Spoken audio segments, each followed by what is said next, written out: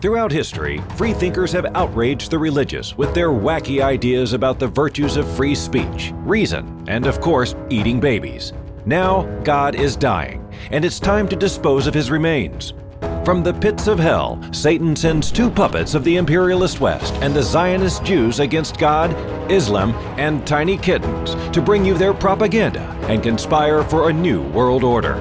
This is Secular Jihadists for a Muslim Enlightenment with Ali Rizvi and Armin Navabi.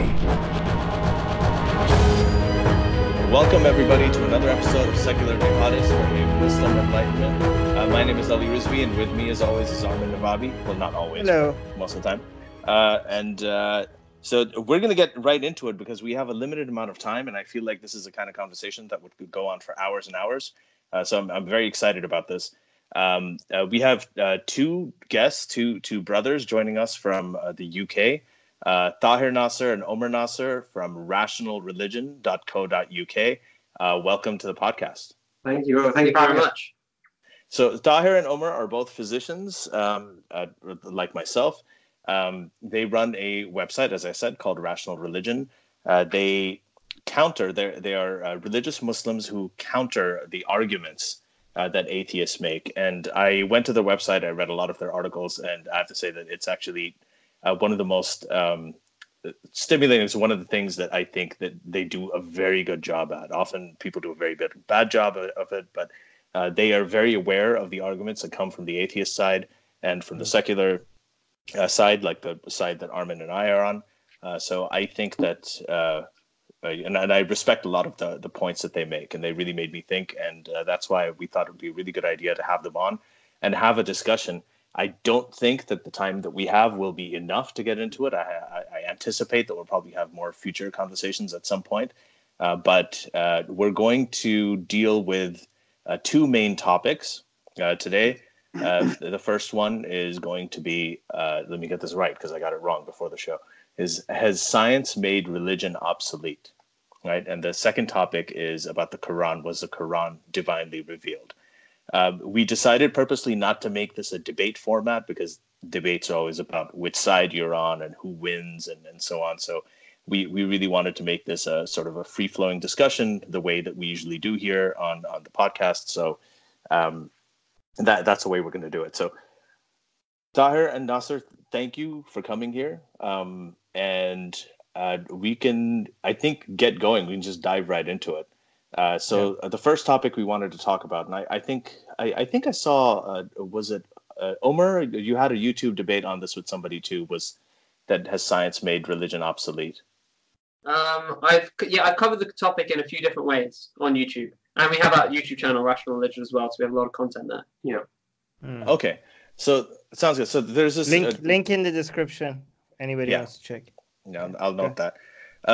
So I wanted to start with this. Just basically ask the question that science and religion. This has always been an issue about whether they're compatible, whether they're not. Stephen Jay Gould had this idea of NOMA, which is NOMA. This is the non-overlapping magisterial. Most of our audience is familiar with it, that they can coexist.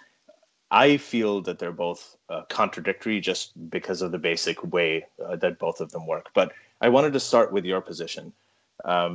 So how would you initially, just to introduce the audience to the topic, address this issue about whether science has made religion obsolete?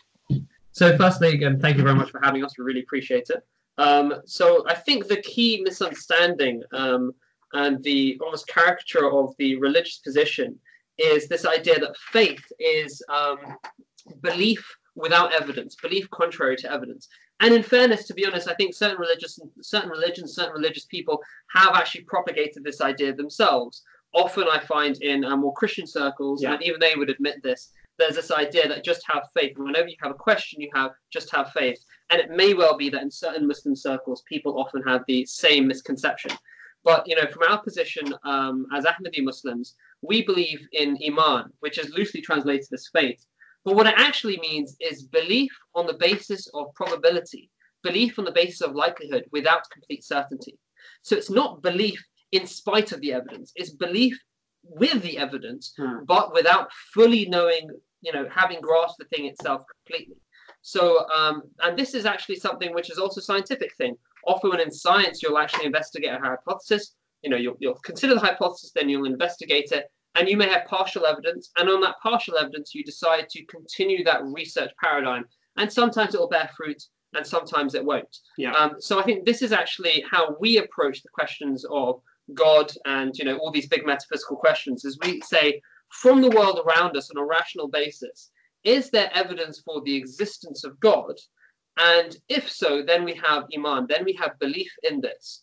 And then what religion tells you to do is it says, take your Iman, take your belief on the basis of probability and turn that into certainty via following the path of the prophets. And that's the key difference, I think, between Iman and faith.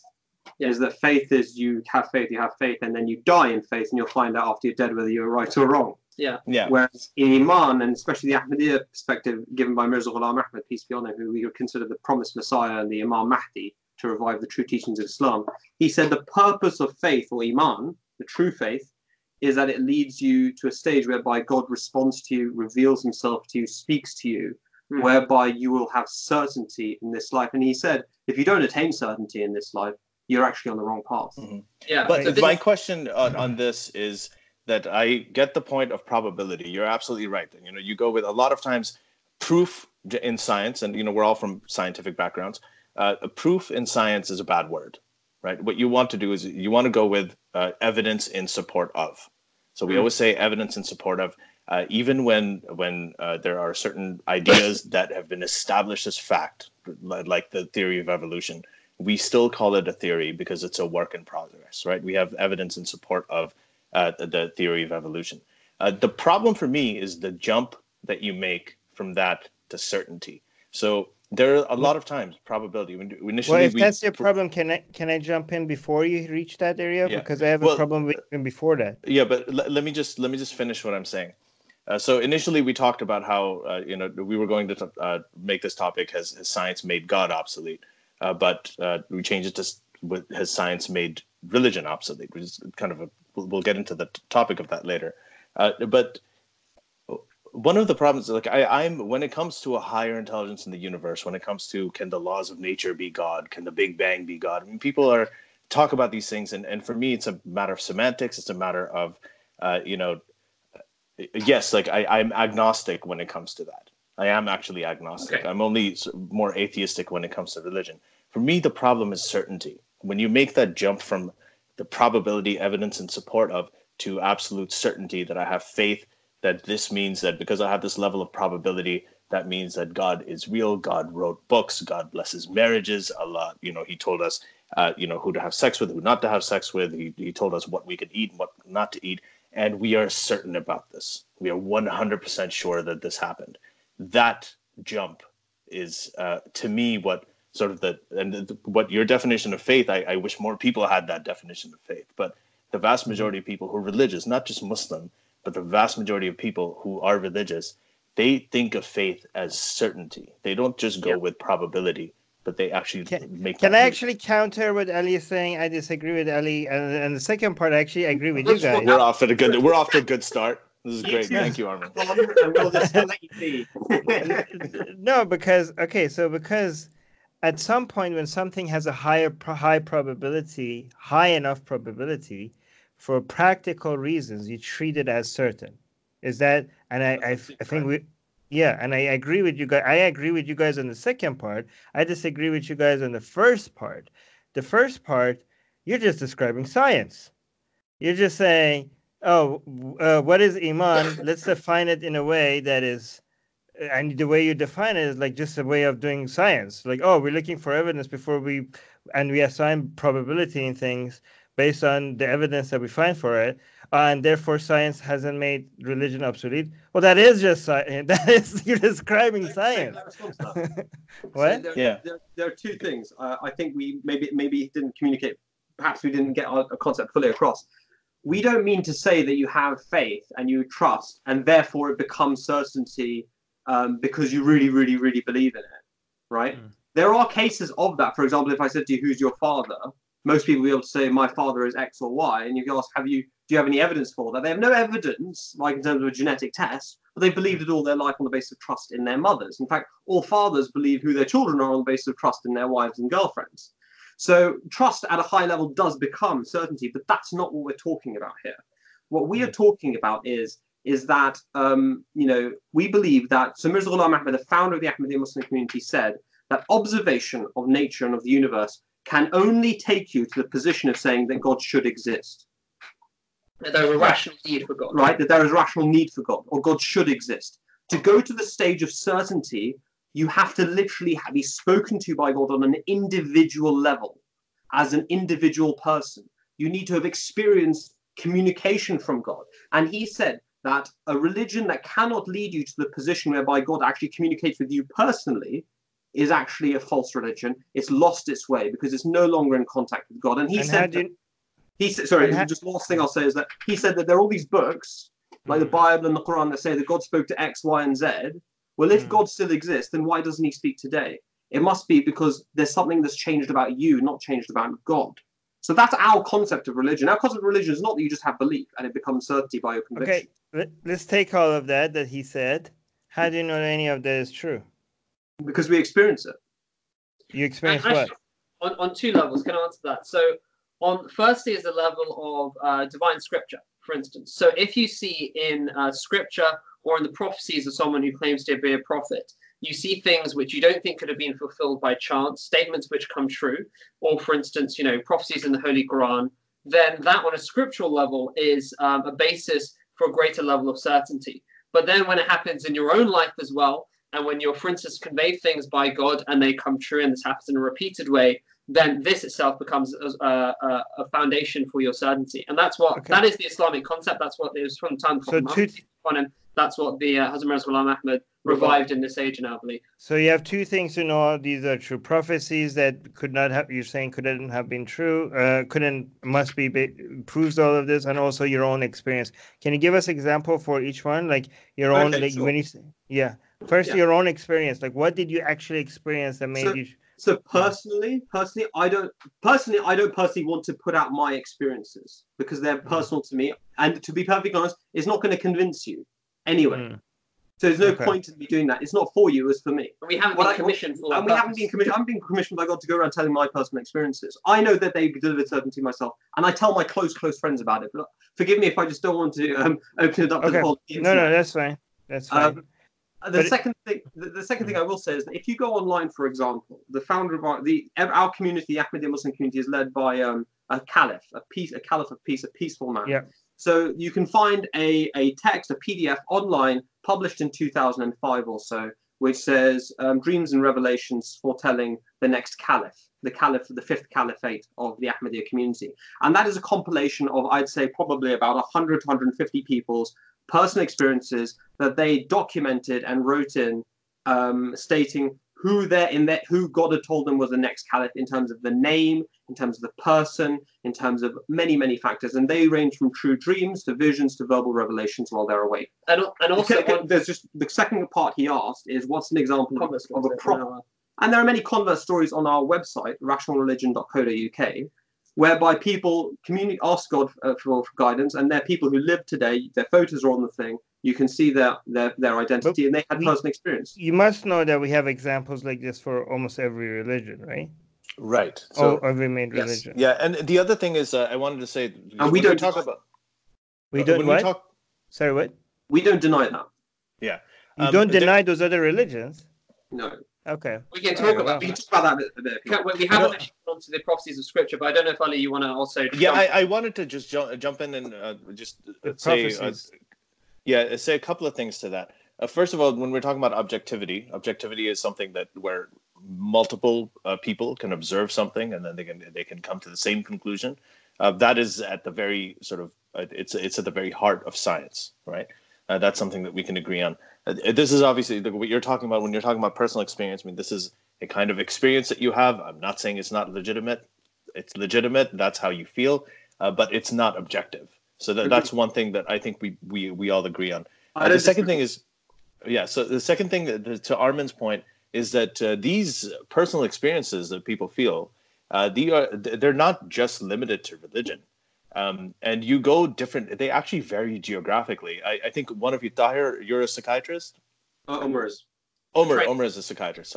So when when I did my psychiatry rotations in medical school, I remember I did my medical school in Pakistan. So in Pakistan, there were several Imam Mahdis in every psychiatry ward, several of them. And then, no, I'm being completely serious.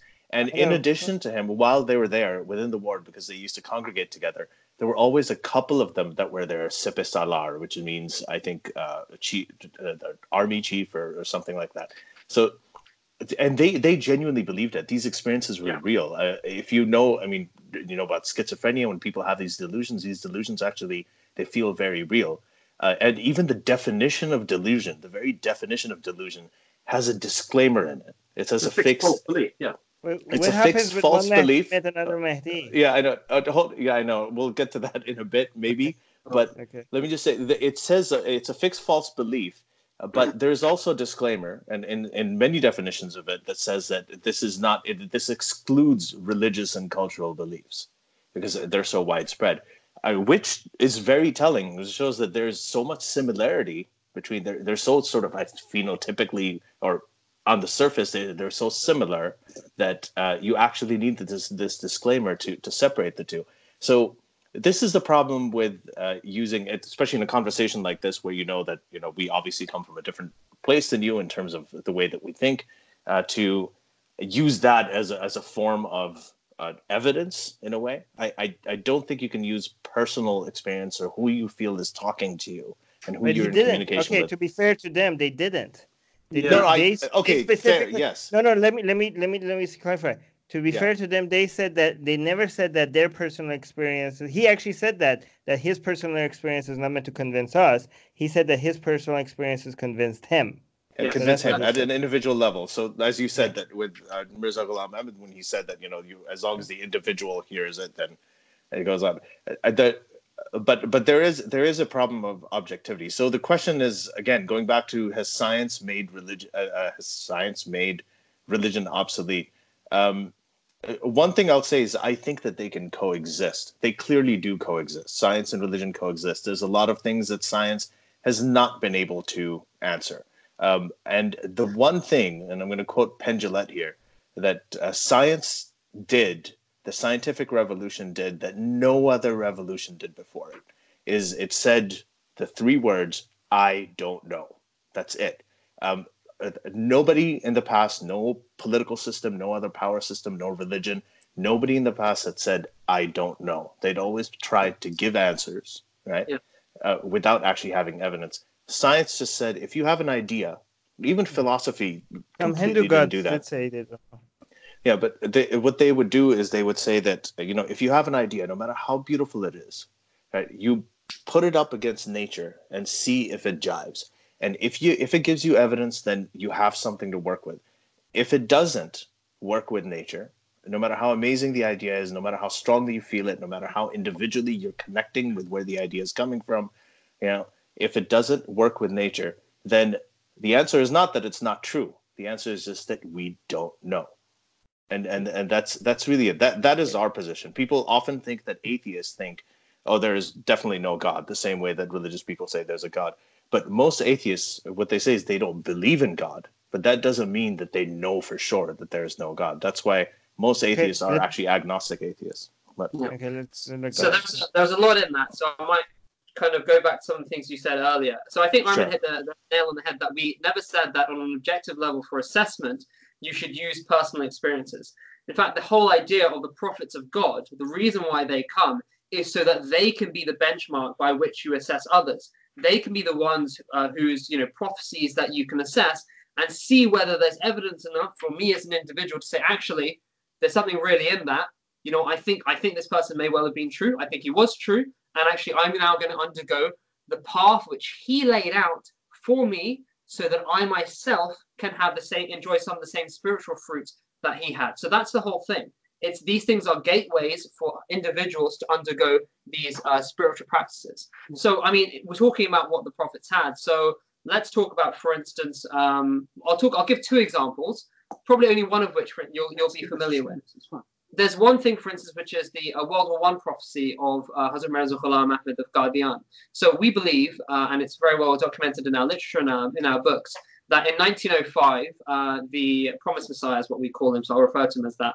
The Promised Messiah wrote a poem which was published in 1908, which very clearly talked about a worldwide calamity which would completely destroy the existing social and political order, in which the Tsar would be overturned and disgraced. And the Tsar at the time in 1905 and in 1908 was the most powerful man alive. And this was, of course, fulfilled in 1915 to 1918. And at the beginning of that war, the Caliph of the Ahmadi Muslim community said, this is that event, which people currently think is just a European war, will become a global war, which will fulfill that prophecy, and the Tsar will be destroyed in this war. And we have those magazines. And in 1917, he was. So in a magazine called the Review of Religions, there was a fantastic article a few years back which goes through that prophecy, which people can assess. Now, in fairness, you've probably never heard of that. So I don't at all, I'm not expecting you to jump on the train and say, well, that's it, that must be true. Okay? We're just giving that as an example because this is something which in the 20th century has occurred, which everyone has a shared social memory of, which we believe was clearly prophesied. And he said that this would be the sign of my truth. The great, or basically said this would be the greatest sign of my truth. And he died in 1908. So prophets are there to demonstrate that objective evidence so that you can then pursue that path that they lay out for you. As regards the second point you make, which I'd like to speak to, if that's all right, regarding, well, science is the only thing that showed us that, that enabled us to say, I don't know. I very much disagree with that. So, in my opinion, the fundamental characterization, Armin, you said this earlier, you're just reiterating what the scientific method is, applying it to religion. Well, actually, in my view, and our understanding of religion, the only difference between science and religion is that religion is beautifully explained by a single verse of the Qur'an, which is that eyes cannot reach God, but he reaches the eyes. And he is the incomprehensible, the all-aware. Well, the most subtle and the all-aware. Yeah, so al-Latif al-Khabir, right? Al-Latif al-Khabir. And the first part, eyes cannot reach him, that's actually a description of the scientific method. The scientific method is effectively the systematization of observed phenomena. That's all it is. Through your physical senses. Through your physical senses. It's a systematization of observed phenomena and the conclusions you draw from that. Now, with respect to religion, religion is ultimately a recognition that God lies outside the boundary of our ability to physically observe. And therefore, it begins with an acknowledging that I cannot reach God, I need God to reach me. And so the idea of, science is the only thing that taught us that I don't know. No, religion is the first thing that taught you that. Because religion begins with humility. It begins with recognizing, I can't reach God. I need God to assist himself to me. Say that again. What is it that science hasn't taught us and religion has? So science is not the one that taught us the word I don't know. Religion begins with that. So the beginning of chapter Surah Al-Mu'minun, the believers of the Qur'an, begins with, successful are the believers who are humble in their prayers. In other words, they stand before God and they say, Oh, we lost connection? Did we lose connection? Do we need to repeat that phrase? Yeah, repeat that last part. Okay. Sorry, I do apologize. I'll stop and then I'll stop. So what I'm saying is that the basis of religion is actually humility and recognizing you cannot reach God of your own accord. And that's the key of Surah Fatiha, which is Iyaka na'budu wa iyaka nasta'in. Thee alone do we worship, and thee alone do we implore for help. We asking you to manifest yourself to us because we can't reach you. And then we detect God not through our physical senses, but through our spiritual senses. God then activates our soul and our spiritual awareness, and therefore we get a new form of evidence blossoming within us through revelation and similar phenomena. You do. No, Ali, Ali, you give essays, I give sentences. That's not fair. Essays are fine. This is what it is. I think you guys are gonna go totally because this infighting is just gonna destroy us, Armin. It's fine. Everything I say, yeah. No, I'm kidding. No, but every podcast, damn it. This is good for you guys. We talk for a bit, please. But I do think you guys take verses that don't necessarily mean specifically what you want it to mean, and you just decide that it means the things that you want them to mean. I mean, okay, the verse that mentions there's verse that might suggest some humility, right? Yeah, if I read it, okay, this verse does suggest humility, but humility doesn't necessarily mean that you have to say I don't know.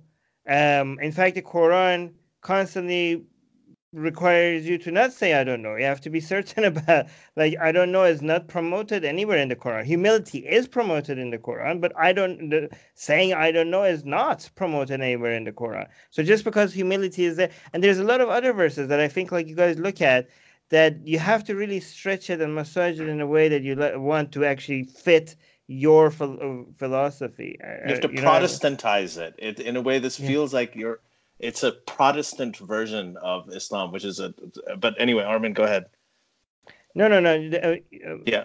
Okay. That's I wanted to make that point, but just to be clear about what you guys are saying. So basically, to you, religion, and I hope you understand that this is your definition of religion and might not be most religious people's understanding of religion, is that, so you have the scientific method, like it starts with something that is basically the scientific method. You only go as far as what evidence can give you, and you increase your probability in believing in something based on evidence. But religion just has one extra step compared to the scientific method, where God, at the end of the road, God comes to you instead of you going all the way to certainty. Is that basically the difference between religion and science?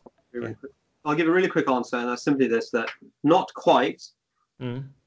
Science is about what you're able to observe. I can go out and I can look at a leaf and I can study it. I can go out, I can look at the sky, I can study it. Largely, yeah. Largely, okay? Even in science, there are lots of things actually you can't observe. Dark energy, dark matter make up. Dark energy and dark matter make up 95% of the universe, yet we still believe in it. But that's basically largely the scientific method is observable phenomena. God is not observable. Religion is the systematization of what you need to do to get God to manifest himself to you. And to bring him into your own observation then. So it's a question, he unveils himself initially, and then he unveils himself.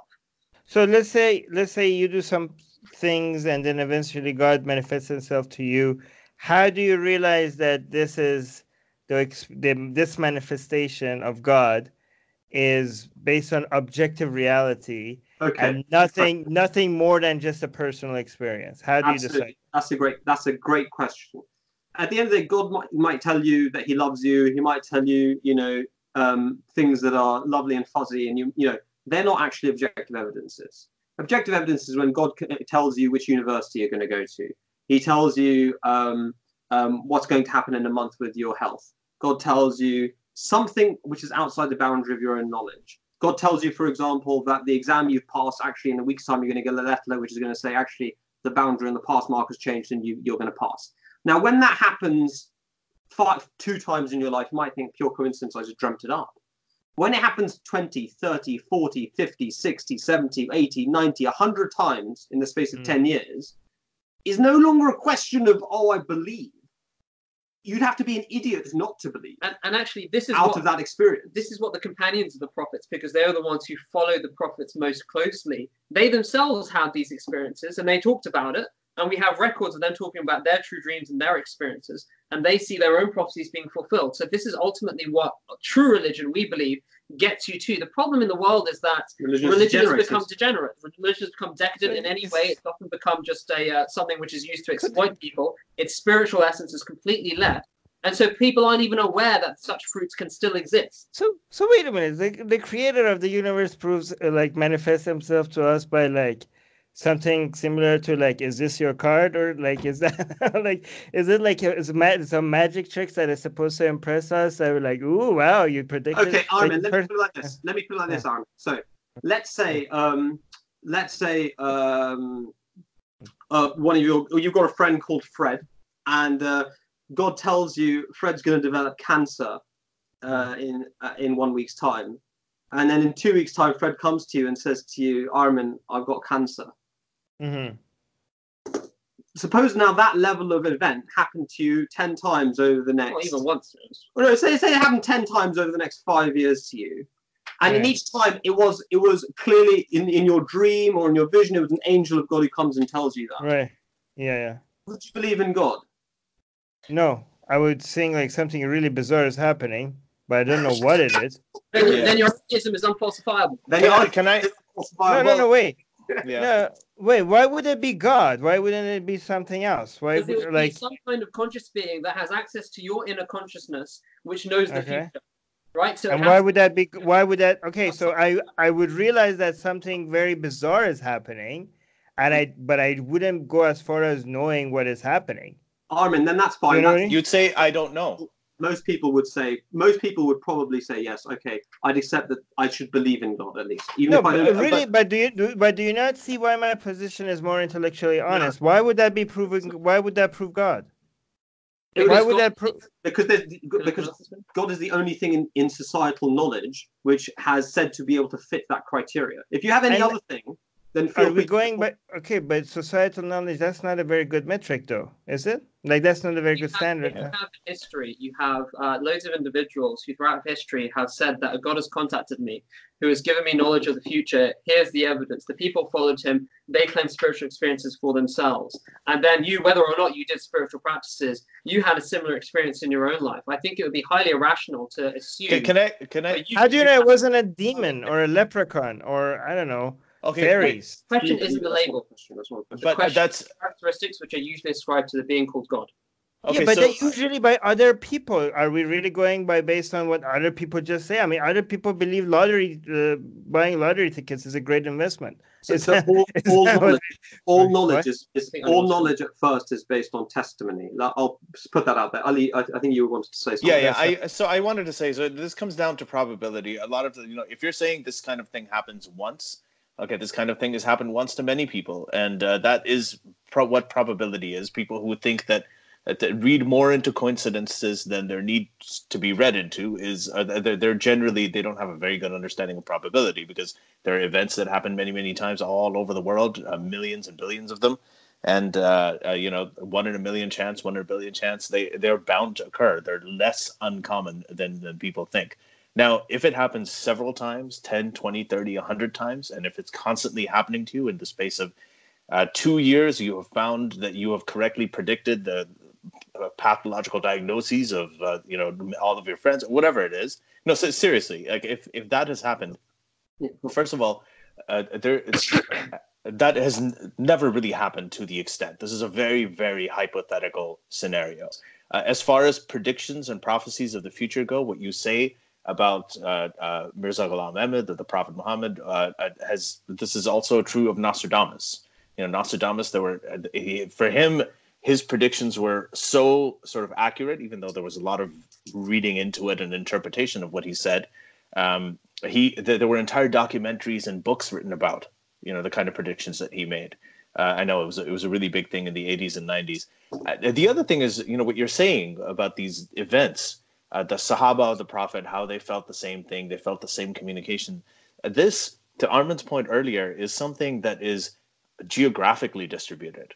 For people who came from the Middle East, for people like us who grew up in Islam, we hear these stories about the Muslims, but the Hindus, people who grew up there, they have an incredible amount of prophecies. I mean, I've seen this. We talked about how, the first plastic surgeon lived, in BC, and that's why, Ganesha's head, the elephant head, that's how it ended up with the multiple arms. These are serious things. Prime Minister Modi actually said this to a group of doctors. Well, you guys probably know, because so he actually said this to a bunch of physicians. So they have their stories, and just like I noticed that you're laughing at those stories. A lot of times when Muslims tell our stories, right, other people laugh at them. So why are these sort of amazing, miraculous, prophetic events and revelations, why are they geographically distributed? I mean, with science, the thing with science, and this is a big difference, and there are many other differences I'd like to get to, but one of the major differences is that science is the same, if you're on the moon, if you're in the West Bank, if you're in Gaza, if you're in Israel, wherever you are, it's the same. And the language of science is mathematics, which you can work with no matter where you are or what time of history you lived in. With religion, like, when you're talking about Islam, there's a Prophet Muhammad, then you have your specific version of Islam, which is Ahmadiyya Islam, which is Mirza Ghulam Ahmad. You have the Hindus, you have the Christians, Jesus, all his prophecies, Abraham, all his prophecies. So different areas of geography have a different set of miracles and a different set of irrefutable, probabilistic events that just connect these people to whatever deity there is. At one time it was Zeus, another time it was Thor, and then it was, Ram and Krishna.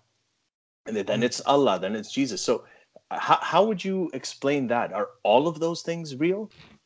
So I think one of the most beautiful aspects of Islam is its universality. So the Quran very clearly says that there was not a single people to whom we did not send a warner. So the Islamic belief, as per the very clear words of the Quran, is that every people on earth have had a prophet and that they have had true religions.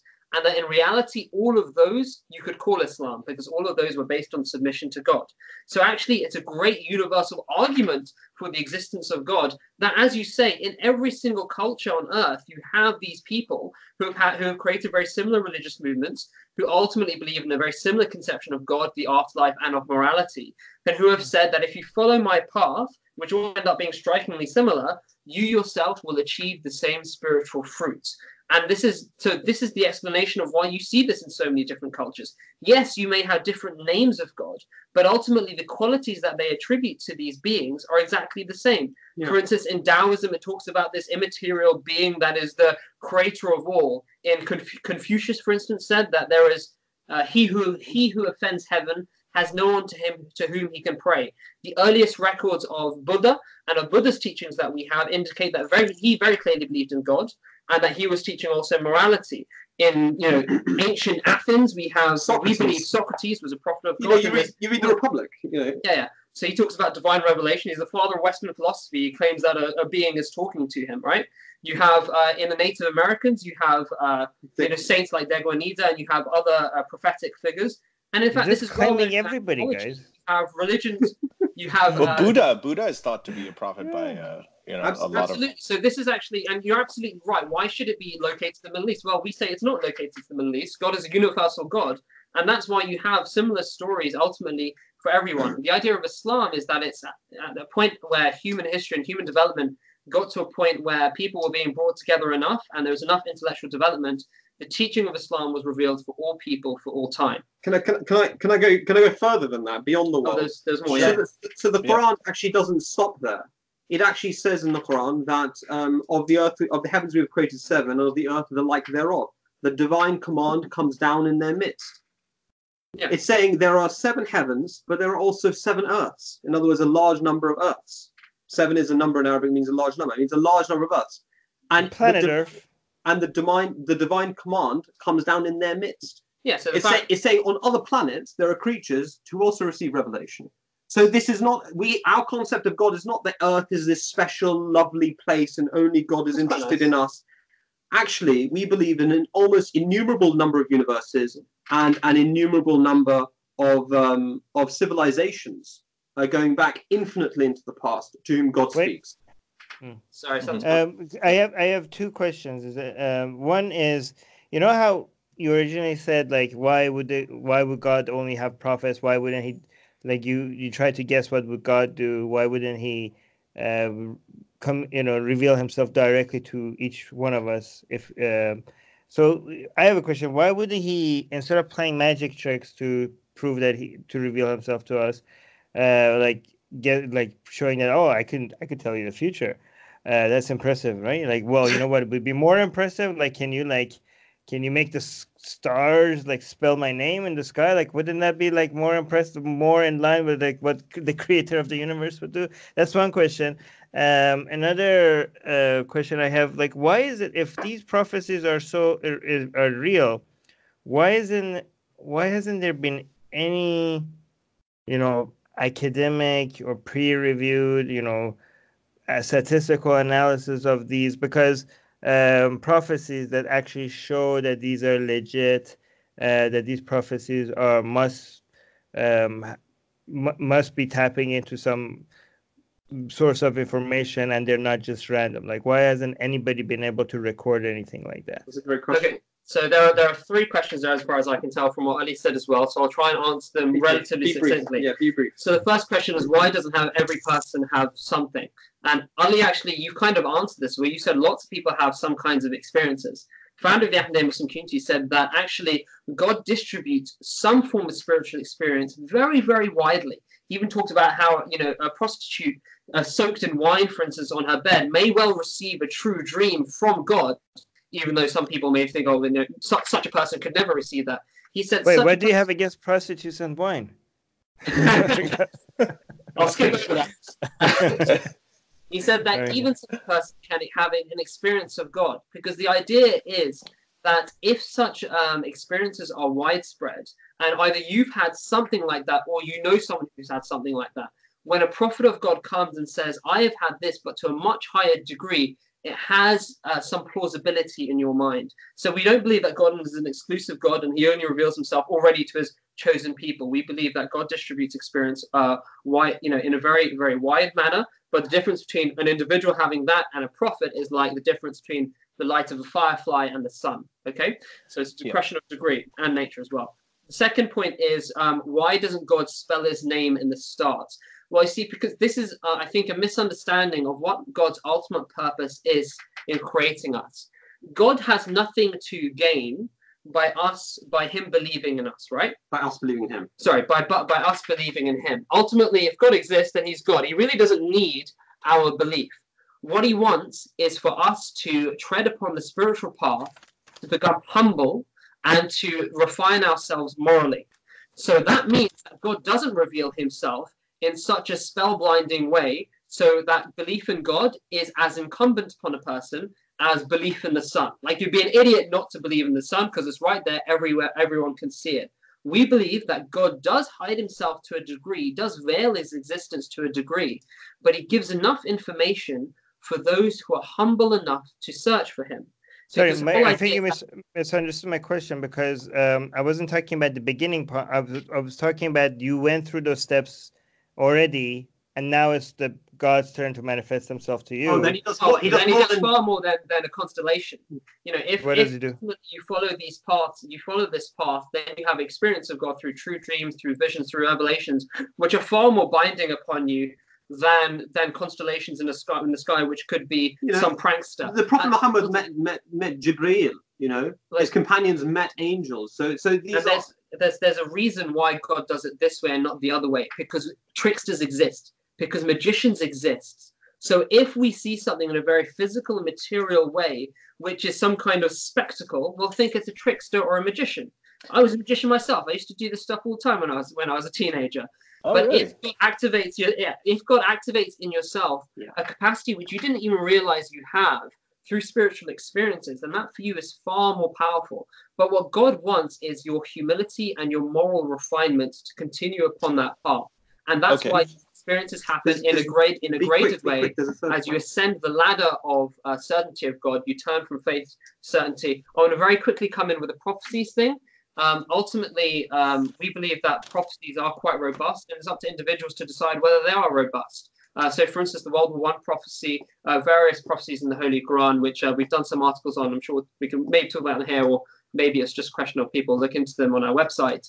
We think that these things are, can't be explained through chance or through statistics or whatever. Double blind. And actually, so he's trying to get me to say that the Promised Messiah, the founder of our community, he talks about how if people don't believe in this, that he said if people don't believe that I truly have contact with God, then he essentially described a double-blind randomized controlled trial where he says, bring us, a bunch of sick people, and I'll pray for some of them and you pray for the others, and they won't know who's who, and we'll see what the results are. He actually described a randomized double-blind controlled trial before it ever existed. He did, but did anybody carry it out? Did anybody carry it out? We are still happy. We are still happy in the Ahmadi Muslim community if people want to set that up. And our calendar is also valid. Wait, I didn't understand that. You guys say that again? Our community is very happy to go through that. Okay, so there hasn't been any of this. So like all these things. I know. I'm not saying. Armin, can I say something? No, just to be clear, I'm not saying you're wrong. I'm just saying there hasn't, like, all this data with regards to prophecy and stuff is coming from biased sources. There is no peer-reviewed academic. There is no unbiased, unbiased. Data collector. Well, he died in 1908, and he made the prophecy about World War I in 1905. No, I'm just saying all these prophecies for all these people experiencing things that come there's nobody there's nobody that has it is different came and done, like, okay, fine, he described double-blind study, great job, but we don't actually have anybody coming up in a systematic in a proper way actually analyzing if this is random or not random. Yeah, go on. So my brother's answered that because he's explained that the purpose of science and religion is different. The purpose of prophecies are not there to prove God's existence to you. They're there to assign a probability to it, such that you should see God yourself. And no, then but it doesn't work like that. So we're not interested. We're not actually interested in providing double-blind, randomized controlled trials. In a sense, you're not doing. The probability shouldn't go up unless you do the data collection properly. Your understanding of probabilities of something being true or not should not go up or down if the data was not collected properly.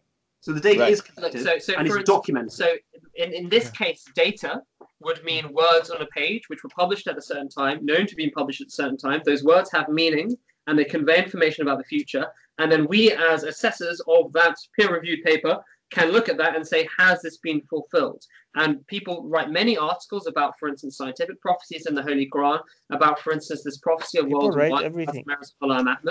And then, yes, people may disagree over the veracity of that, but that's for the individual to have a look at and see, is it more likely or not that this person could have said this without having been contacted by God?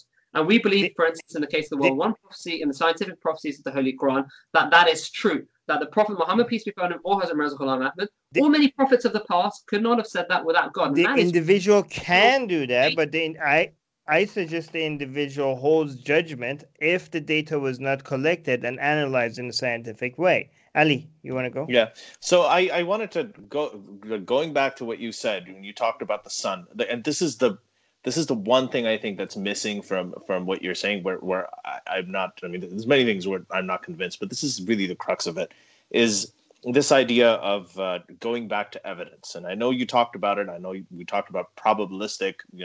How it does it. Your path to individual's path to certainty through probabilistic likelihood and so on, but faith versus knowledge. Right. So you talked about how, you look at the sun and it's so overt and it's so right there that you would have to be an idiot to say that this isn't real. Don't look at the sun. Yeah. Isaac Newton did, and he was basically blind for like 6 months. He looked at the sun for several minutes, and he was a genius. So that's kind of funny, I think. Well, speaking of geniuses, Donald Trump also, when the solar eclipse was happening, they told him not to do it. I know.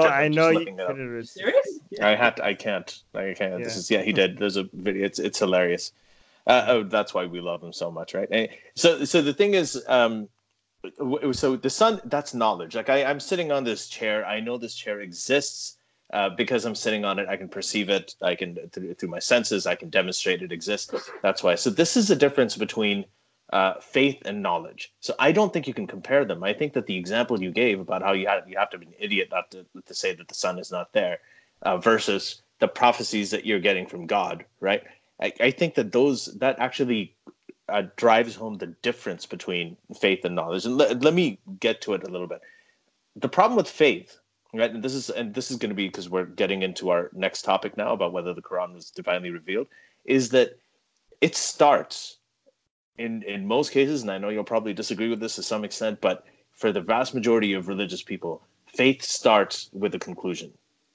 It starts with there's a preconception. For instance, Jesus was the Son of God, right? That is a basis of something. There's no evidence for that, right? But yes, Jesus was the Son of God.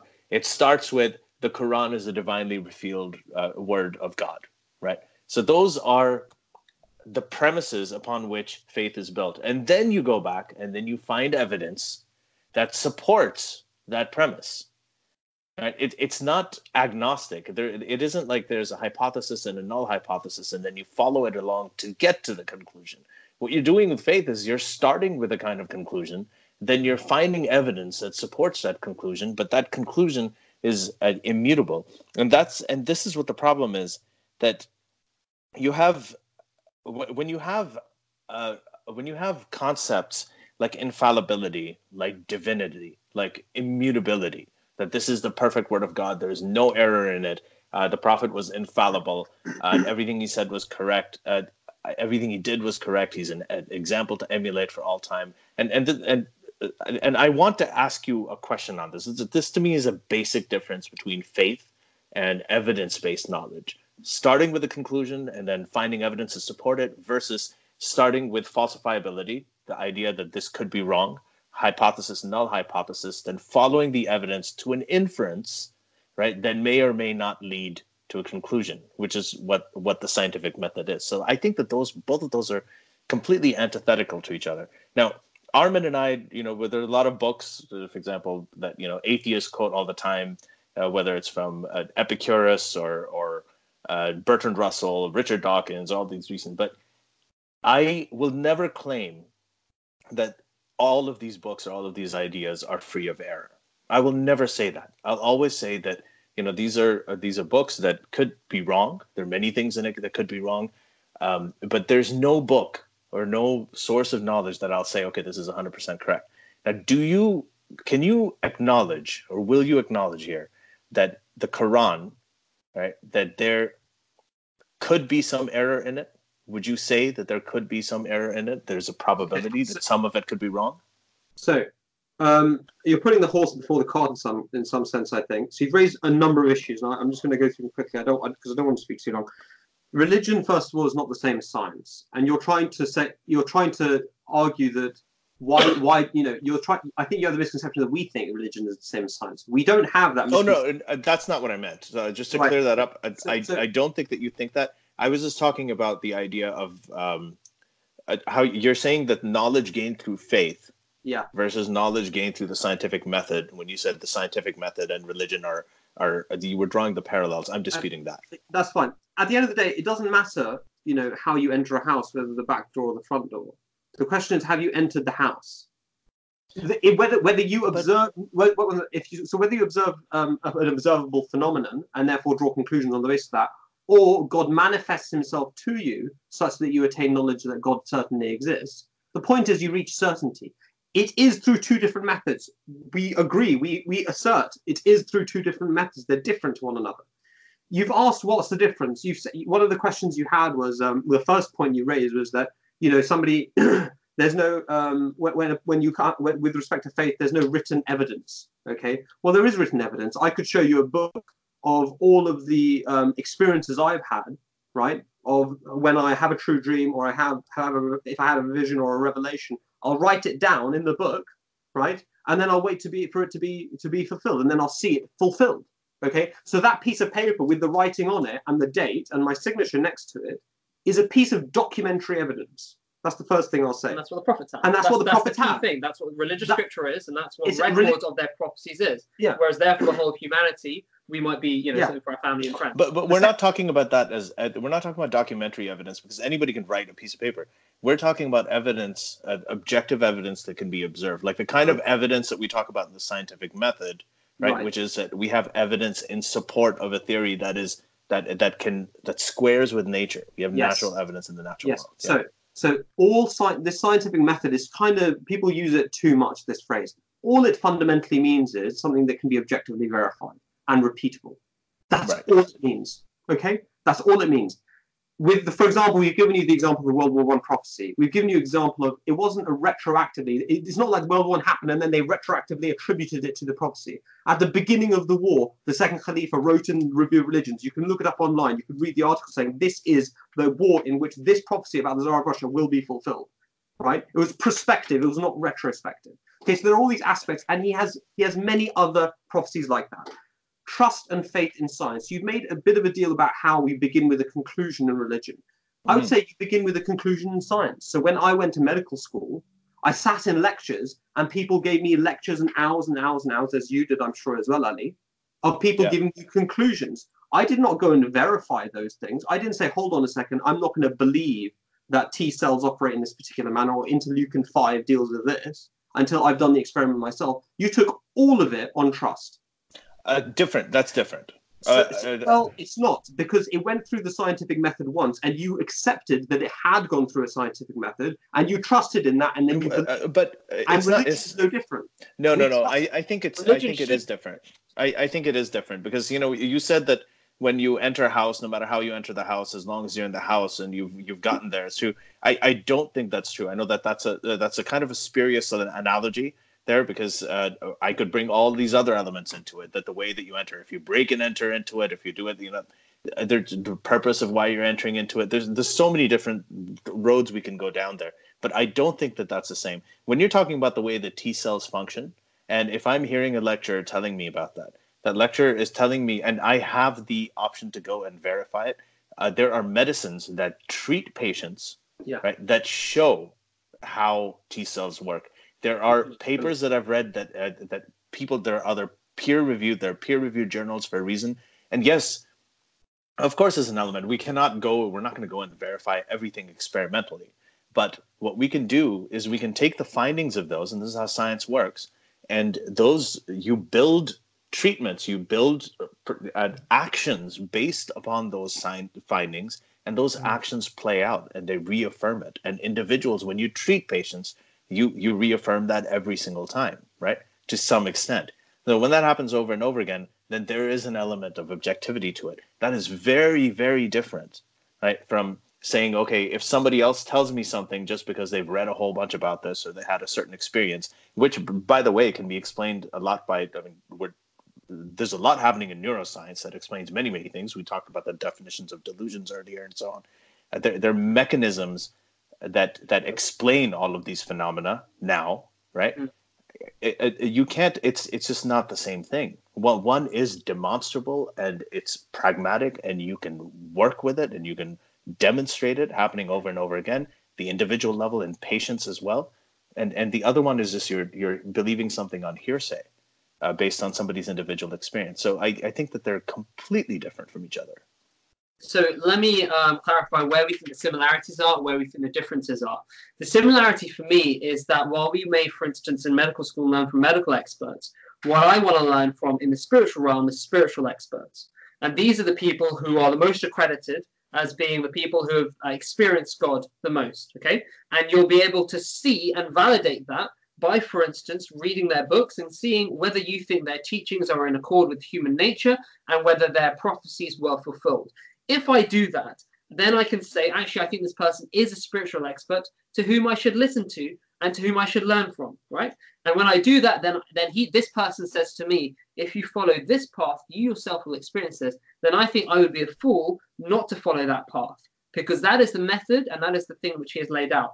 Now, the difference between, for instance, between the scientific truth and what we call a spiritual truth is that in spirituality, the verification of that is determined on more hidden factors. So, for instance, you could have two people who look alike, and you could say, go and pray, for instance, and you will find God.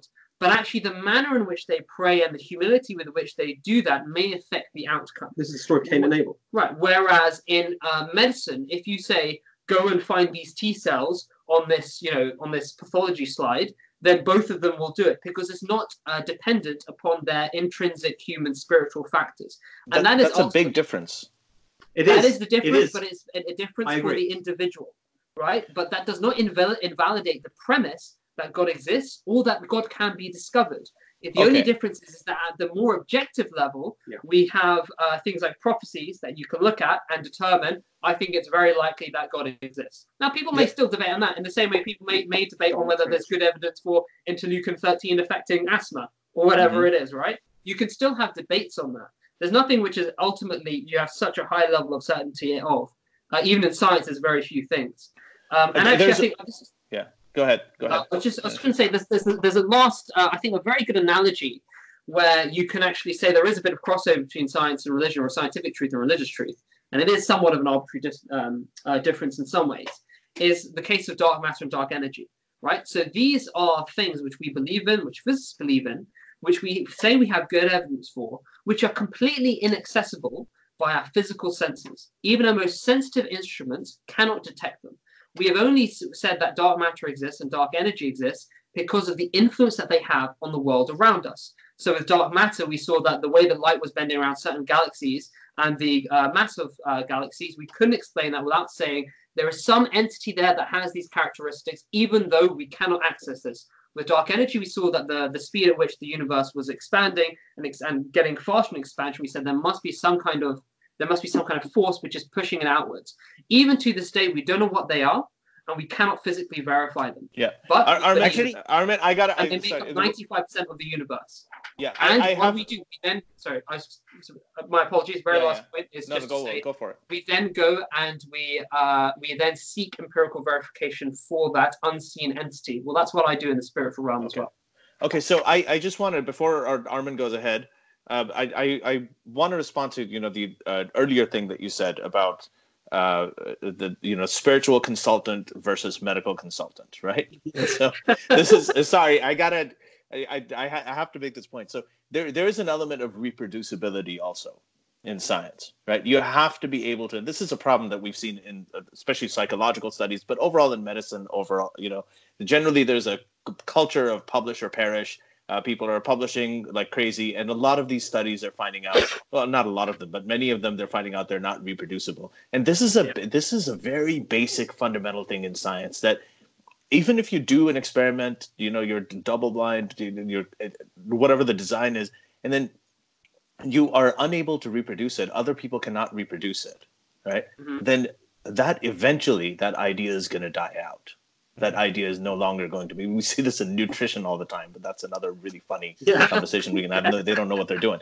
But so reproducibility is a big issue. That means, but what does that mean? That means that you must be able to take findings, even of peer-reviewed objective experiments, and you have to be able to, other people around the world have to be able to demonstrate that those concepts work. And if they don't, right, then that eventually is something that'll be discarded. That is a very important part that does not happen when you have a spiritual consultant. So you can have a spiritual consultant, you can read their books, and then after that, if I take that, you're like, okay, Ali, you're an atheist. Now you go and try to implement these findings that our spiritual consultant had and do the same thing. And I'm sitting there with whatever, a bowl of water and a candle, whatever it is, and I'm unable to reproduce it. To me, that something like that's going to become meaningless. I agree with you. Reproducibility is so important. Absolutely, it is. And this is exactly the thing that the Mirza Ghulam Ahmad, the Promised Messiah, wrote about. This is literally, you're literally taking words out of his mouth. Actually, it's uncanny. So if you read his book, I'm beginning to like him now. If you read his book, at least partly. If you read his book, Great minds think alike. Yeah, go ahead. Sorry. If you read his book, Haqiqat al-Wahi, in that he lays out with documentary evidence 208 fulfilled prophecies. It's called The Philosophy of Divine Revelation. It's called The Philosophy of Divine Revelation. On our website. It's free on our website. It's free on alislam.org. You can download the PDF. Yeah. It's a big book, but it's really worth reading. And in that, he specifically states that if religions had all these so-called miracles in the past, and all these people showed all of these signs, they have to be reproducible in the modern day, otherwise they're nothing more than fairy stories. He literally said that time and time again. And he said the point of my coming is to demonstrate these for the modern age so that mankind should have documentary evidence again in a contemporary fashion. But if they were reproducible, if they had been done, I know he said that, but if it had actually been done, it's like the trial that he challenged people to do. If it had actually been done, there would be a revolution in the world right now. There would be a scientific revolution, but it hasn't been done. No. So hold on a second. There is a revolution going on. So the Ahmadi Muslim community is creating a revolution. It created such a revolution that Pakistan had to declare us non-Muslim because of the number of people who are joining our community. No, I'm talking about scientific revolution, like Nobel Prizes and everything. No, this is no. At the end of the day, because science and religion, they're focused on two different end goals. At the end of the day. But also, it doesn't take much. So if you let him finish, and then Armin. No. Just to say, it doesn't take that much to offend Pakistan and get them to. But go on. Both our sides know that. That's one thing that all of us have in common. All right, go on. So I'll finish with this point. You've taken the words out of his mouth. I agree with you. It has to be reproducible. That's the point of his coming. And I think the difference between Ahmadi Muslims and not other people of other faiths is that they lack any contemporary claims, and that's a big problem for them. That's why people leave. And that's why people leave, because they're like, well, look, this is a book of fairy stories. Why doesn't this happen to me? Abraham walked with God. Mary mother had a virgin baby. He prophesied a flood happening. It happened. Where is the contemporary evidence? And we would like to present it to people and say, read it. And in the very contemporary scene, for instance, that's, on our website, rationalreligion.co.uk, we have a section about how people in their own experiences have these. Now, we're not saying that therefore you have to accept this again, but it's a question of if an individual is searching for God, are they going to go down an avenue which says, yes, you can have such evidence, or are they going to go down one which says you can't have such evidence? Because most faiths on earth, and also to be honest, most denominations of Islam say you can't really have that evidence. The whole point of the Ahmadi Muslim community is to say you can have that evidence, and that's why we're growing, we believe, at a very fast rate, and that's why we think for people who are looking for God, it certainly should be high up on their priority list to investigate at the very least. How many Ahmadis are there right now? We're not sure. There's probably about 20 million. That's the current figures, 15 to 20. Can I ask you a few questions? Is it Ali? Questions Yeah. for you. Can I just want just a yes or no answer to that last one that I asked before is that do you think that that there is that there is a potential that anything in the Quran is wrong? If it's from God, no. If it's from God, no. I'll give you my answer, which is when I was a kid, quite possibly yes, but as I've grown spiritually, no. So you think it's the answer, Ali. My belief in its infallibility has grown, and now I believe it's completely infallible at a level of a much higher degree of certainty. Now that I have, continued on my spiritual path. As a kid, I would have said it yes, but on trust. I wouldn't have really known about it, and there may have been issues in the Quran that I didn't really understand, and I would have my doubts about. But as time goes on, then I resolve it. So you mentioned a prophecy about World War I. Who made that prophecy again? So the founder of our community, Mirza Ghulam Ahmed. Oh, Mirza Ghulam, he was him directly. And you mentioned that he had many other prophecies, right? Absolutely, about the global pandemic of the plague, for example. Individuals. Any less significant prophecies? In the book, The Philosophy of Divine Revelation, he literally documents 208 of them with the names and addresses of people who witnessed them who were living at the time of publication. And you're saying that he came up with a whole bunch of prophecies and every single one of them came true? Yes. How many prophecies? Yeah. Probably hundreds. As I said, there's 208 documented in one book. Are there any prophecies that he came up with that didn't come true?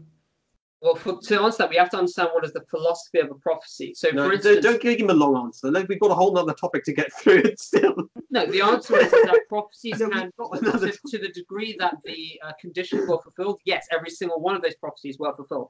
If, for instance, you make a prophecy that if you don't repent, something bad will happen, and the person repents, then that prophecy was fulfilled. There was a famous example of where a Christian had maligned and insulted the Prophet Muhammad extensively, and he said, if you don't repent, then God will punish you. And the man there and then repented. Because I have seen how this works, though. Like, do you guys know the Persian poet Hafiz? Yeah, not intimately. I know of him. Yeah, okay, but like he has like a lot of poetry, and I've seen people treat that as prophecy. That's and the way. No, but when people read it, they're very flexible with regards to what a verse could in a book could mean, right? And I've seen Jehovah's Witnesses do that with the Bible, where they're supposed to, like they sat down with me and they're like, okay, show me the prophecies. And I've seen verses in the Bible where other Christians wouldn't see as a prophecy, all of a sudden has become a prophecy, and they But people, I mean, honestly, I have the Satanic Bible here, right? I'm pretty sure if you give me some time, I could just make up prophecies if I read these, and I could like attribute these and things in that happened, after the book was published. I mean, there's not that much time. But we talk to people from all kinds of religions, like we've had them all on the show, and all of them have just as certain version of what you're saying. But I had a Christian friend, and let me make my point, because I've seen you guys today have been so flexible with the way. I mean, you mentioned Cain and Abel, right? And you say like that seemed to you to be a message of humility. I was just talking yesterday to a historian. What did you say about what did you mention? When did you mention Cain and Abel? He said religion is verified by the internal state of a person. And two people can outwardly do the same action, but they result in two different endpoints. Talking about humility. So one person does it with righteousness, one person does it out of their ego, and that was the story of Cain and Abel. Abel made a sacrifice for the sake of God, genuinely. Cain did it for ulterior motives. Cain's sacrifice was rejected by God. Abel's sacrifice was accepted. So there you go. Quite the same thing.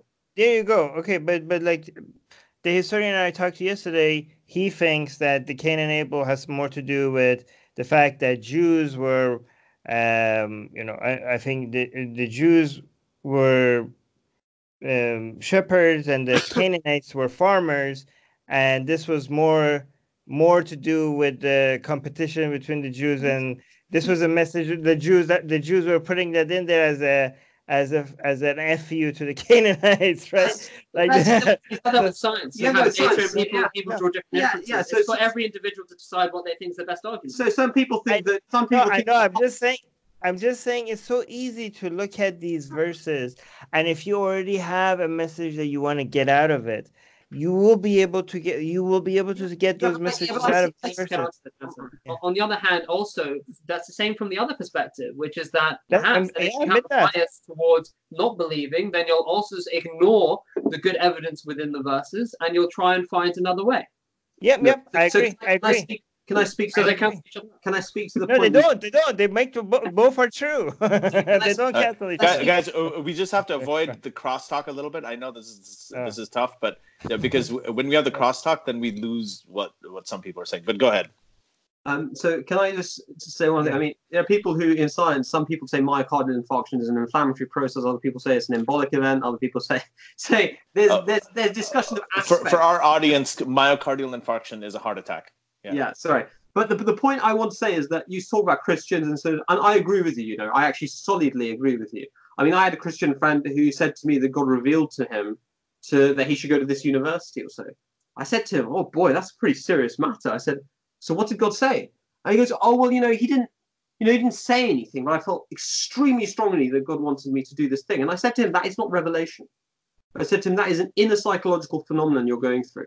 Now, to give you an example, I had an experience which I wouldn't even mind telling you guys offline, to be perfectly frank. No problem with that. As in we're not recorded. I had an experience when my brother woke me up for Fajr about 10 years ago now. Okay, when I was about 19. He woke me up for the early morning prayer, and I had some form of an experience which was witnessed by him and which I didn't even recognize at the time as an experience. And he then reminded me later in the day as to what had happened. And it actually foretold, and it gave me new information about a global event that had happened at that time. Okay, so there's a big difference between I have a psychological feeling that I should go to this university, which is clearly something internal, and an experience whereby you actually leave your own body almost in terms of your consciousness. You have an experience where you say something which you don't even recognize at the time and is witnessed by somebody else and they tell you later. It's a totally different type of experience. And the best example of these are the prophets of God. So this is why we believe in the Holy Qur'an. We can talk about, I don't know if you want to, but scientific prophecies of the Qur'an, all the prophecies of World 1 or the Promised Messiah. Because the reality is, these aren't vague things, right? Language is there to convey meaning. And when people say specific things with the intent of saying that this is a prophecy, and then such a thing comes through, I don't think that kind of evidence can be ignored. The only question is are there alternative explanations which are better in this case? And that's something that individuals have to assess. Okay, here's a question. Do you guys believe in demons?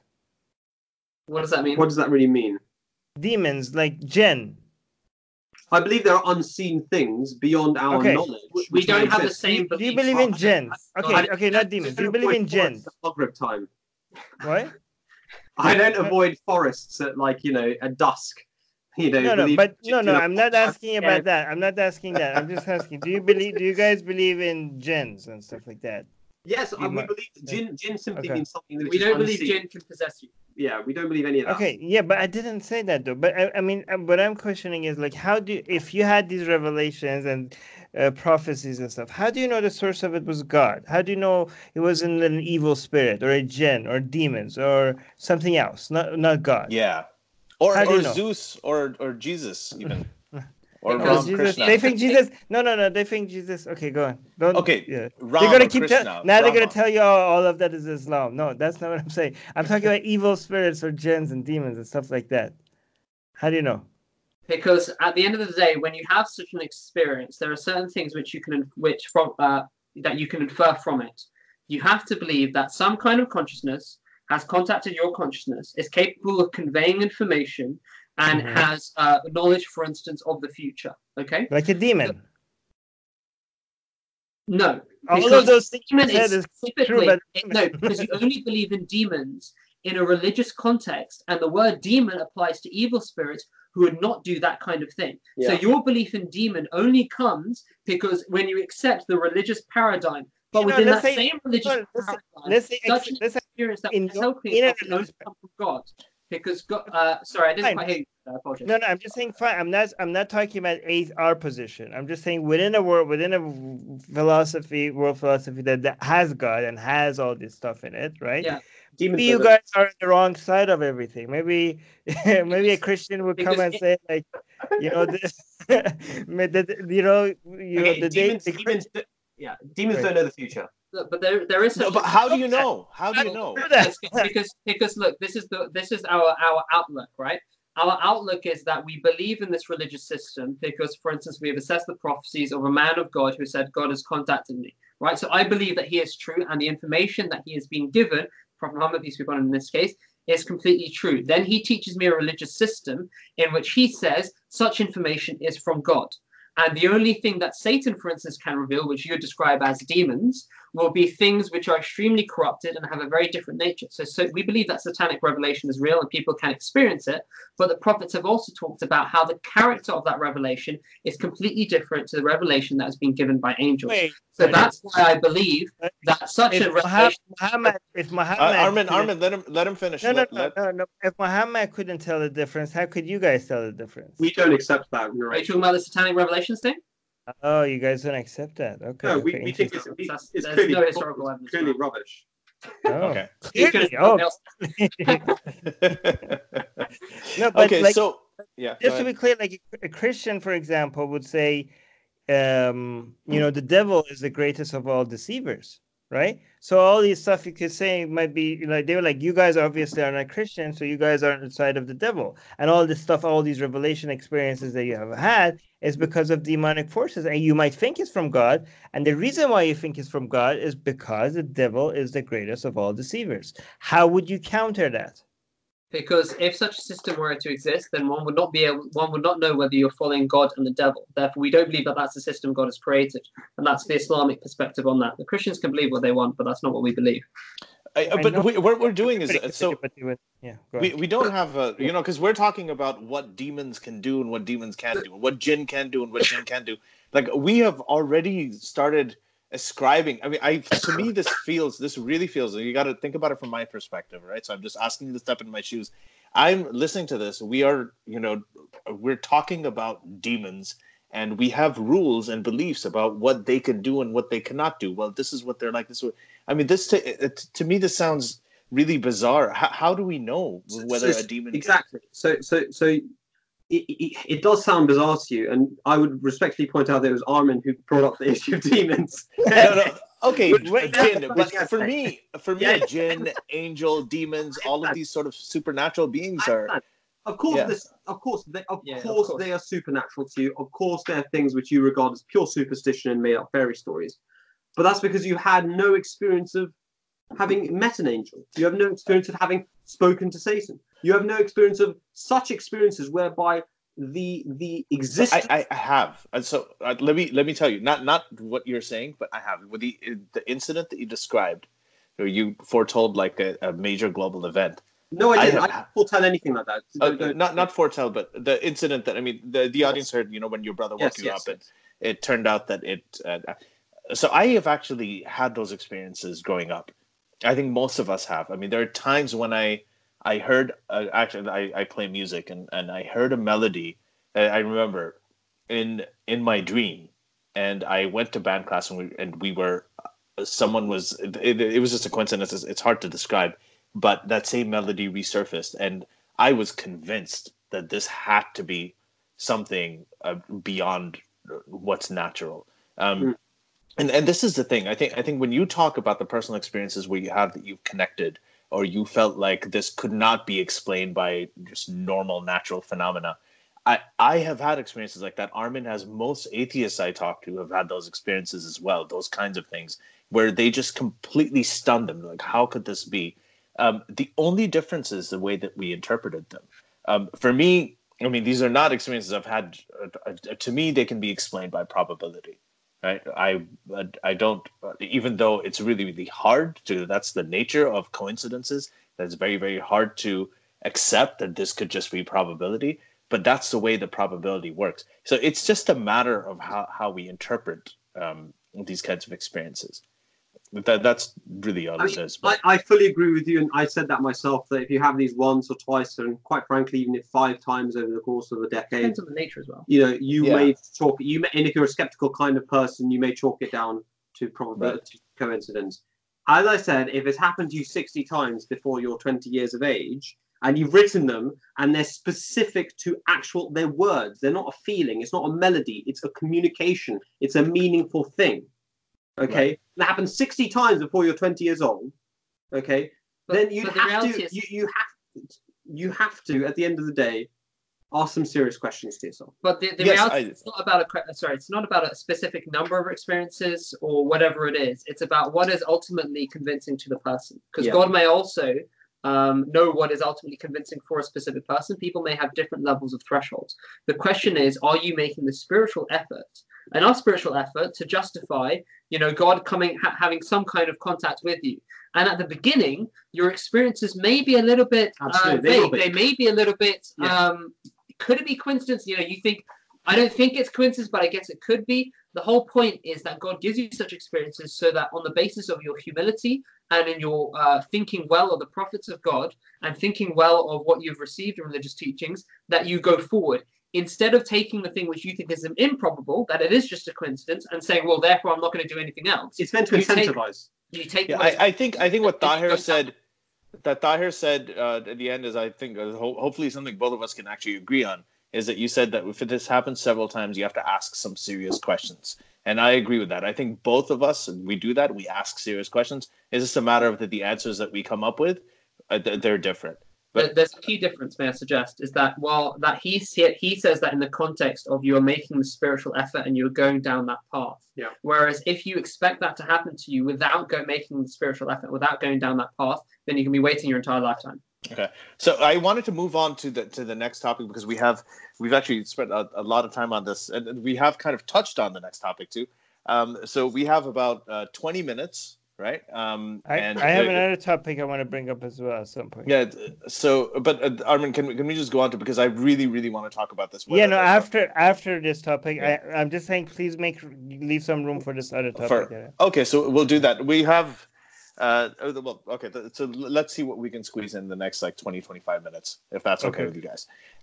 Because I could talk about this with you guys forever. I'm having a lot of fun doing this. I'm really enjoying it. Yeah. So, absolutely. Yeah. So the Qur'an was a Qur'an divinely revealed, and I want to start with this. So I asked you that question, whether you think it has an error, and you said no, and that's fine. So we're on different sides of that already, which is fine. I wanted to talk about actually one of the best articles on your site, I have to say, and I did disagree with a lot of it, but I think that you addressed it in a very good way. And the article is. Alhamdulillah. The article is, again, on rationalreligion.co.uk, and I think that all atheists should go ahead and they should read this and respond to it and engage in this discussion, because it's long overdue. It's called Big Bang Cosmology in the Quran, a response to atheist objections. So here, what you have done is you've talked about the beginnings of the universe, how the universe started. You've talked about how you've acknowledged the current science there is with the Big Bang theory, what the different scientific theories say about it, and then you've gone on to talk about some Quranic verses, right? Specifically, the verse, I think, is verse 2130, which in Ahmadiyya Psalm would be 2131, which talks about how the universe, everything was one mass before, and then it was cloven asunder. Right? And the heavens and the earth specifically were one mass, and it was cloven asunder later on, which is widely cited by many people and many Muslims to be a evidence for the Big Bang in the Quran. So let's start with you. Can you start with your basic idea about this? About if you could summarize what's in the article just for the audience. Okay, so obviously it's a 2,000 or 3,000 word article. I can't do justice to it in a few sentences, but the verse says, as you said, do not the disbelievers see that the heavens and the earth were a ratak, which means we translate as a closed up mass, and then we clothed it asunder. Okay, and from water we made every living thing. So that's the verse, and that's our translation of it, and we justify that translation of it in the text of the article. And we believe that this very clearly talks about the discovery of the Big Bang. Do not disbelieve the sea. So it was something that would not be discovered by Muslims, but would be something which all people, whether they believe in God or not, would see, and actually specifically be a non-Muslim discovery, that the heavens and the earth closed up mass, and then we clove them asunder. Okay, so from that homogeneous mass of some sort, you had the diversity of the heavens and the earth, and then it says, as almost like a kicker, from water we made every living thing, which we believe is also true now. When NASA looks for life on other planets, it tries to find water. So we believe the information here was specific. It doesn't have a billion meanings. It has a few specific meanings, which are clearly, we believe, borne out through the discovery of the Big Bang and in general Big Bang cosmology. So this would be an example, and I'm sure you may come back on this, of the Prophet Muhammad, peace be upon him, saying something which was not in his culture, which was not culturally believed in, which is very specific, and which we can now assess after the fact as having been true. Okay. Actually, there are very similar stories in other mythologies. But Ali, go. There aren't, actually. Not like this. He's covered it in the article. In the specificity and the and what is said. And that's what we do in the article. So first of all, I am going to acknowledge... Go on, sorry. Sorry, I mean, you had to say... Did you want to say something? No, I just say there are some details about it that is different, but there are some general themes about it that is very similar to other. Obviously, all the... Yeah, go on, Ali, sorry. But I have to say, so I'm going to acknowledge something. Back when I was a believer, right? And especially, I was probably a believer who was more open, more liberal. So I would look at a lot of the things in the Quran very metaphorically and very liberally and very flexibly to make it mean what I wanted to.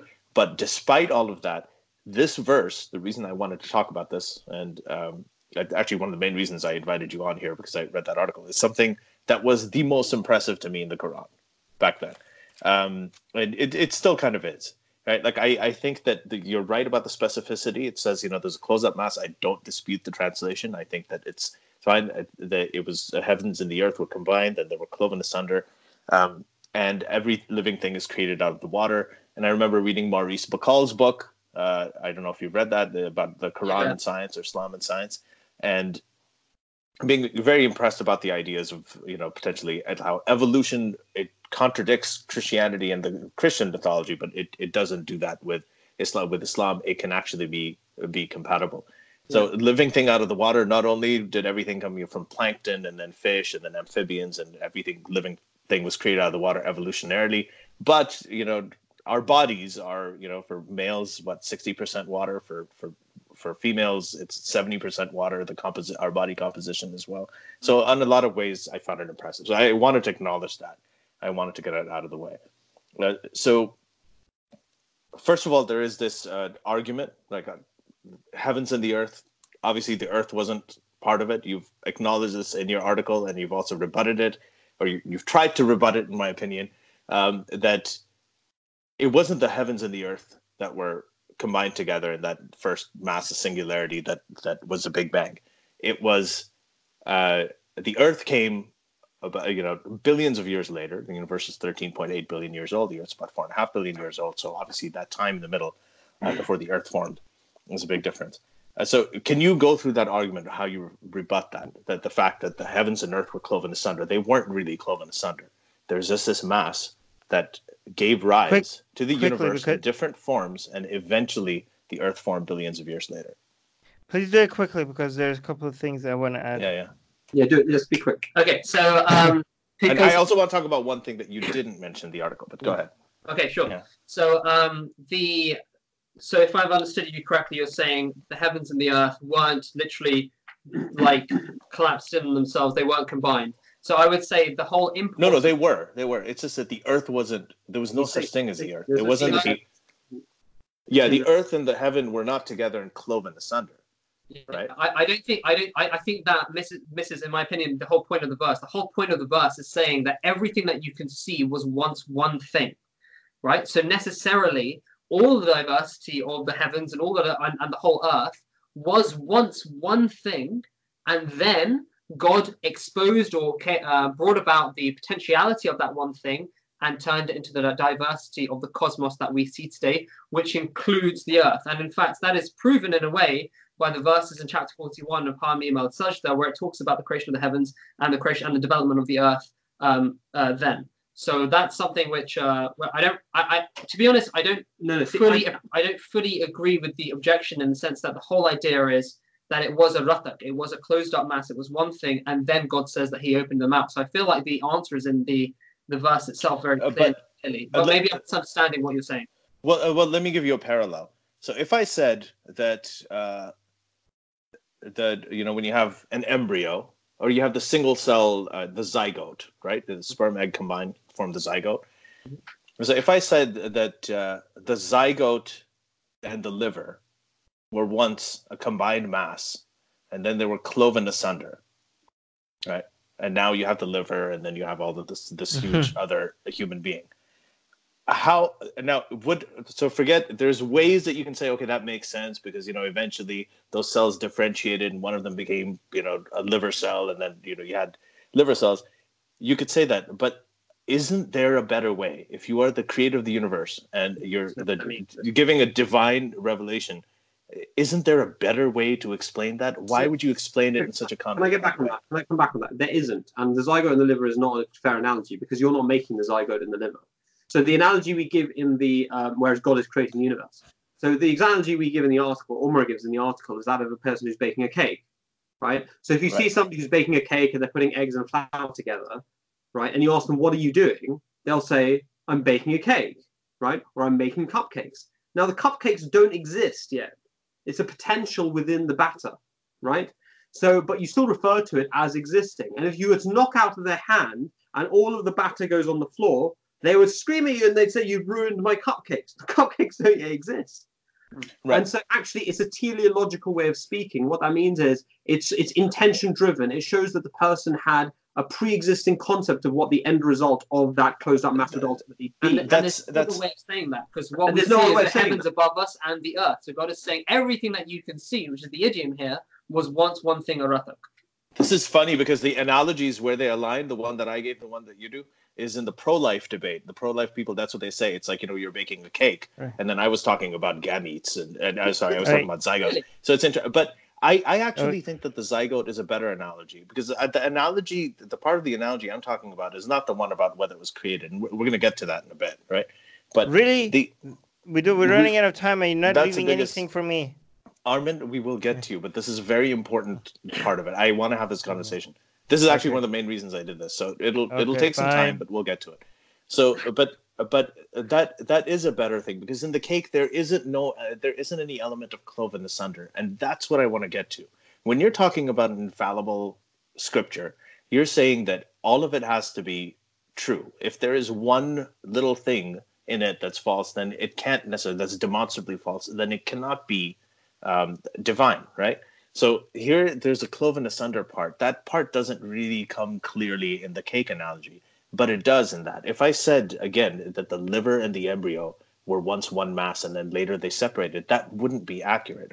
And even if you could stretch it out to be accurate, you could interpret it as accurate, then there's just so many better ways to say it. Do you think that this is a question, do you think that this could have been said in a better way instead of the heavens and earth? Do you think that God could have come up with a clearer way to say it? Okay.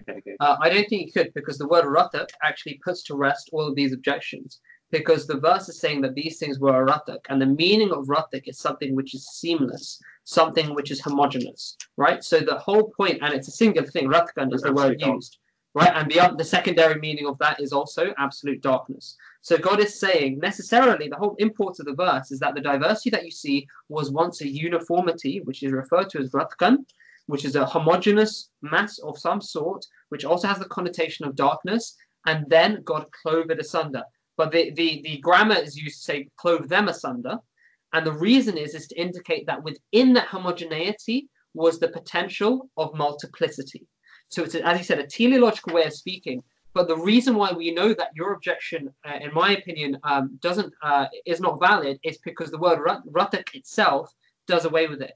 because it says that it was once a ratak. It was once one thing which was homogeneous and dark, and then it became the diversity of the heavens and the earth. So he's asking why heavens and earth. He's saying, why use the term heavens and earth when there's so many more scientifically specific There's words? a better way to say it. Like Right.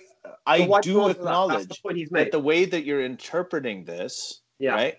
You can make it mean what you're saying. I completely acknowledge that, and I did that myself. I'm telling you, it's thought exactly like this. My only question, right, in this is that when we talk about infallibility and divinity, because the question we're asking is, was it divinely revealed? Is that yes, you can take a lot of these things, you can interpret them, right, in a way that is palatable to us, and people in the past have done it for their time as well, based on what they know. But to me, again, this is a bit of a Protestantization of Islam, which is a very recent phenomenon. So God had to explain this. God had to give this verse in a way that could be understood by the 7th century Arab, by the 12th century Persian, and by the 21st century London. That's right, but I think at the end of the day, if God had said, "I clove asunder the Higgs field," okay, that might be accurate for our time. It might not be accurate for the 24th century. There's a way to say it without going to the Higgs field and still doing it in a clearer way than we clove the heaven and earth and sun. I mean, those aren't the only two options. Do you know what heavens and earth refer to? If you understand that it refers to the whole of the universe, then the job is done. Yeah, actually, I'm gonna give this to them because I'm gonna defend our guests on this because the phrase heaven. Not the first time. Just wanted to point out, guys. The phrase heavens and earth usually was a phrase referring to everything. That was just like a way. Yeah, the heaven and the earth. Heaven and earth, like people used to say, like, oh, everything. That's how they said. Armin, I give that to them too. I acknowledge right from the beginning. I talked about how great the article is and all of that. And I know. Okay, but my question right now is there and this doesn't just apply to this verse. This applies to many of the embryological claims and everything. There are several of them that I think are false. I've written about them in my book, and hopefully we can talk about that some other time. But my basic question, just overlying all of these claims, is that they are ambiguous. There's many times you can interpret them. And yes, there is a Persian, there was an Arab, it was 7th century, but you can still come up with better ways. The reason the Quran, the way that it's interpreted by many Ahmadi Muslims, the way it's interpreted by Sunni Muslims, by ISIS, by Shias, why is it so ambiguous? Do you feel that many of these verses in the Quran could have been said more clearly? If I said heavens and earth, they were together. Can I give an example for what Ali is saying? I came up with this when I was a teenager, and my teacher, Islamic teacher in school, really loved it, right? And I think this is a much better. If I was still Muslim, I would go with this over the Big Bang. Like, I think this is just, and I don't think anybody else has used this. And at that time, I was impressed with myself as well when I came up with it. I looked at Noah's Ark story, and I told everybody, look, this is clearly about the creation of the first cell in the primordial soup, because Noah's Ark is like a capsule that contains the RNA, or the genetic material within it. All the animals in the ship represent the information where all the animals eventually came from. That's right? Great, Armin. I never thought of it. I know that you guys are thinking the same thing. You have to be. Because if you look at the history of the Earth, like, it was covered with water at some point, and that's where the first, the theory with the primordial soup is that, the first cells didn't even have the RNA or DNA inside them. It was just like the lipids, but eventually you had the RNA in it, and that eventually led to all the animals. So basically, when the waters came down, all the animals came out of the first cell. I mean, it's perfect. The story is perfect for. Matches the primordial soup. The animals represent the DNA, the RNA, sorry, because it used to be RNA, not DNA, right? The ship represents the lipid, the phospholipid. And the flood represents the fact that the entire planet was covered with water. When I said that to people, they loved it. But then when I eventually left the religion, I realized, like, what, it's so easy to make this stuff up if you just keep looking for it. Like you will find stuff like this if you just dig. Yeah. Yeah, just dig for it. So I think that's the Quran itself teaches you how to interpret it, and this is the big problem that Muslims don't understand and non-Muslims don't understand. So chapter 3 verses 7 to 9 explain how to interpret it, and it even says there are people who have perversity in their hearts who don't follow this rule, and therefore they don't allegorical verses, people who look at the allegorical. Yeah. No, he says that there are two types of verses. There are verses that are clear and decisive in meaning, and then verses that are contextual in meaning. And what people do is they take the verses that are contextual in meaning, they impose their meaning. It never tells you which is which, does it? No, but that's the thing. The mutasab. No, it does. What are the words? The mutasab. Yeah. So mutashabihat.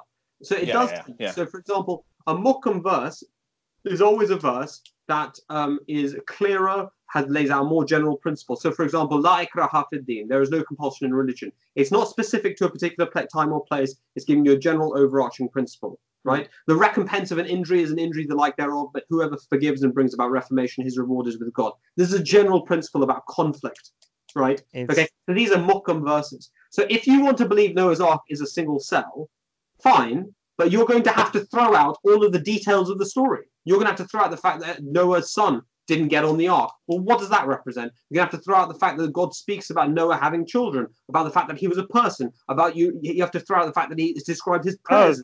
Don't worry. I have a very well. I mean, I could do a Jordan Peterson, and you can come up with symbolic explanations for all of that. I could come up with every single person in that story. I will come up with symbolism and what they represent. I have a good imagination. Just give me some time. You could do that. You could do that, but that would be exactly what the Quran talks about, which is that somebody wants to impose a meaning on a particular thing rather than taking the basic meaning from it.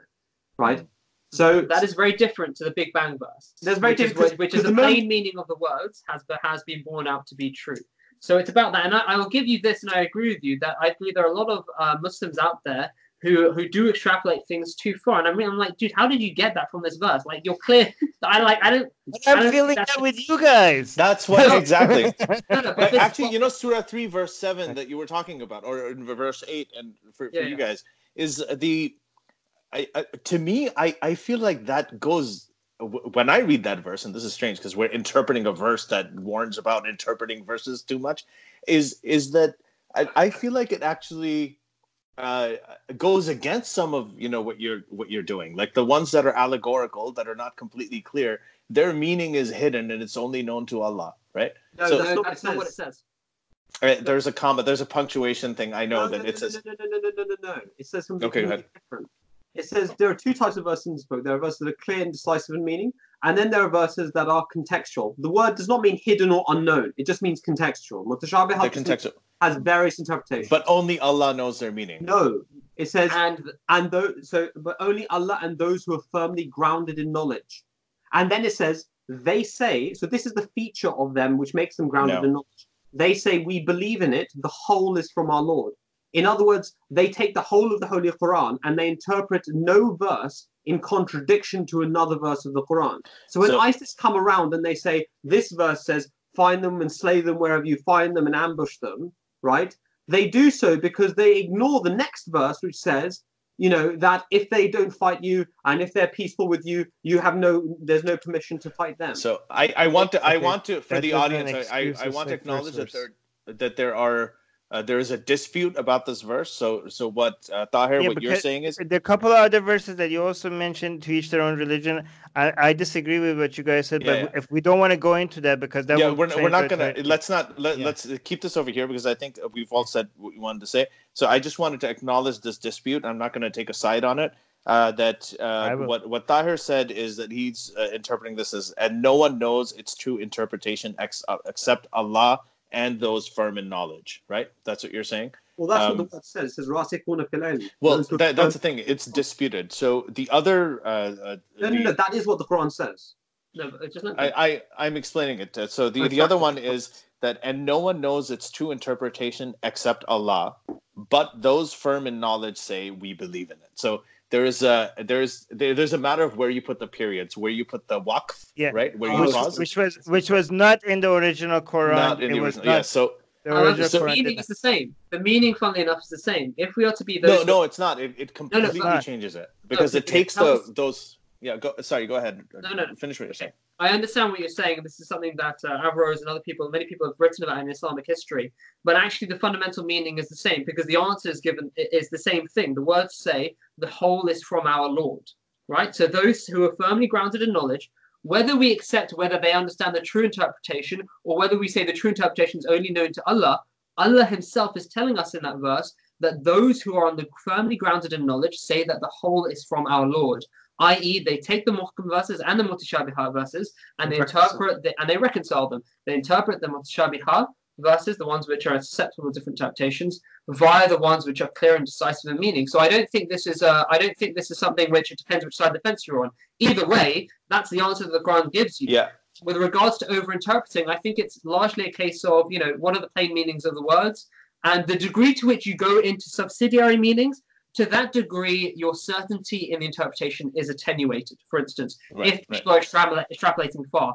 But the Big Bang verse, the expansion of the universe verse that we talk about in the same article, I think are very good examples of things where the plain meaning of the verse has been fulfilled. And thus we should ask ourselves, could the Prophet Muhammad, peace be upon him, an illiterate man in the Arabian desert in the 7th century, have known these things? Yeah, no. Right, and we've gone around on this. So I disagree with you on that, like in just terms of whether it changes the meaning of the verse. But let's leave it there. Everybody knows your side, and they know what I'm saying. Now, the last thing I want to talk about this whole Big Bang article, the one thing that you don't mention, right, in it is that the Big Bang wasn't just a creation of matter, right? We know now that space-time is a thing. Space and time are inextricable from each other. Time cannot exist outside of space and vice versa, right? We now think this is the best theory. All of this is theory. I mean, the Big Bang itself is one theory. There are several other ones. Some of them say that there's an eternal, there's a big crunch and all that. But right now, the most commonly accepted one is the Big Bang. And that's what you wrote about a universe with a beginning. So that's what I wanted to talk about. So it was actually the beginning of space and time, which means that at the time of the Big Bang, there was no such thing as time. And when there's no time, there is no before. Agreed. Right? There is no cause, there's no effect, because cause comes before effect. They have a temporal relationship.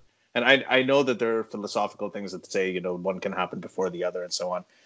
We're talking about stuff with evidence. Metaphysics, to me, everybody brings up metaphysics, and that's a whole different discussion. But when you have if you don't have a before and you don't have cause and effect, right, that's one thing that people don't acknowledge. Now, if time was eternal, right, and Allah is eternal, then one thing cannot precede the other, which means that Allah could not have preceded time. He could not have created time.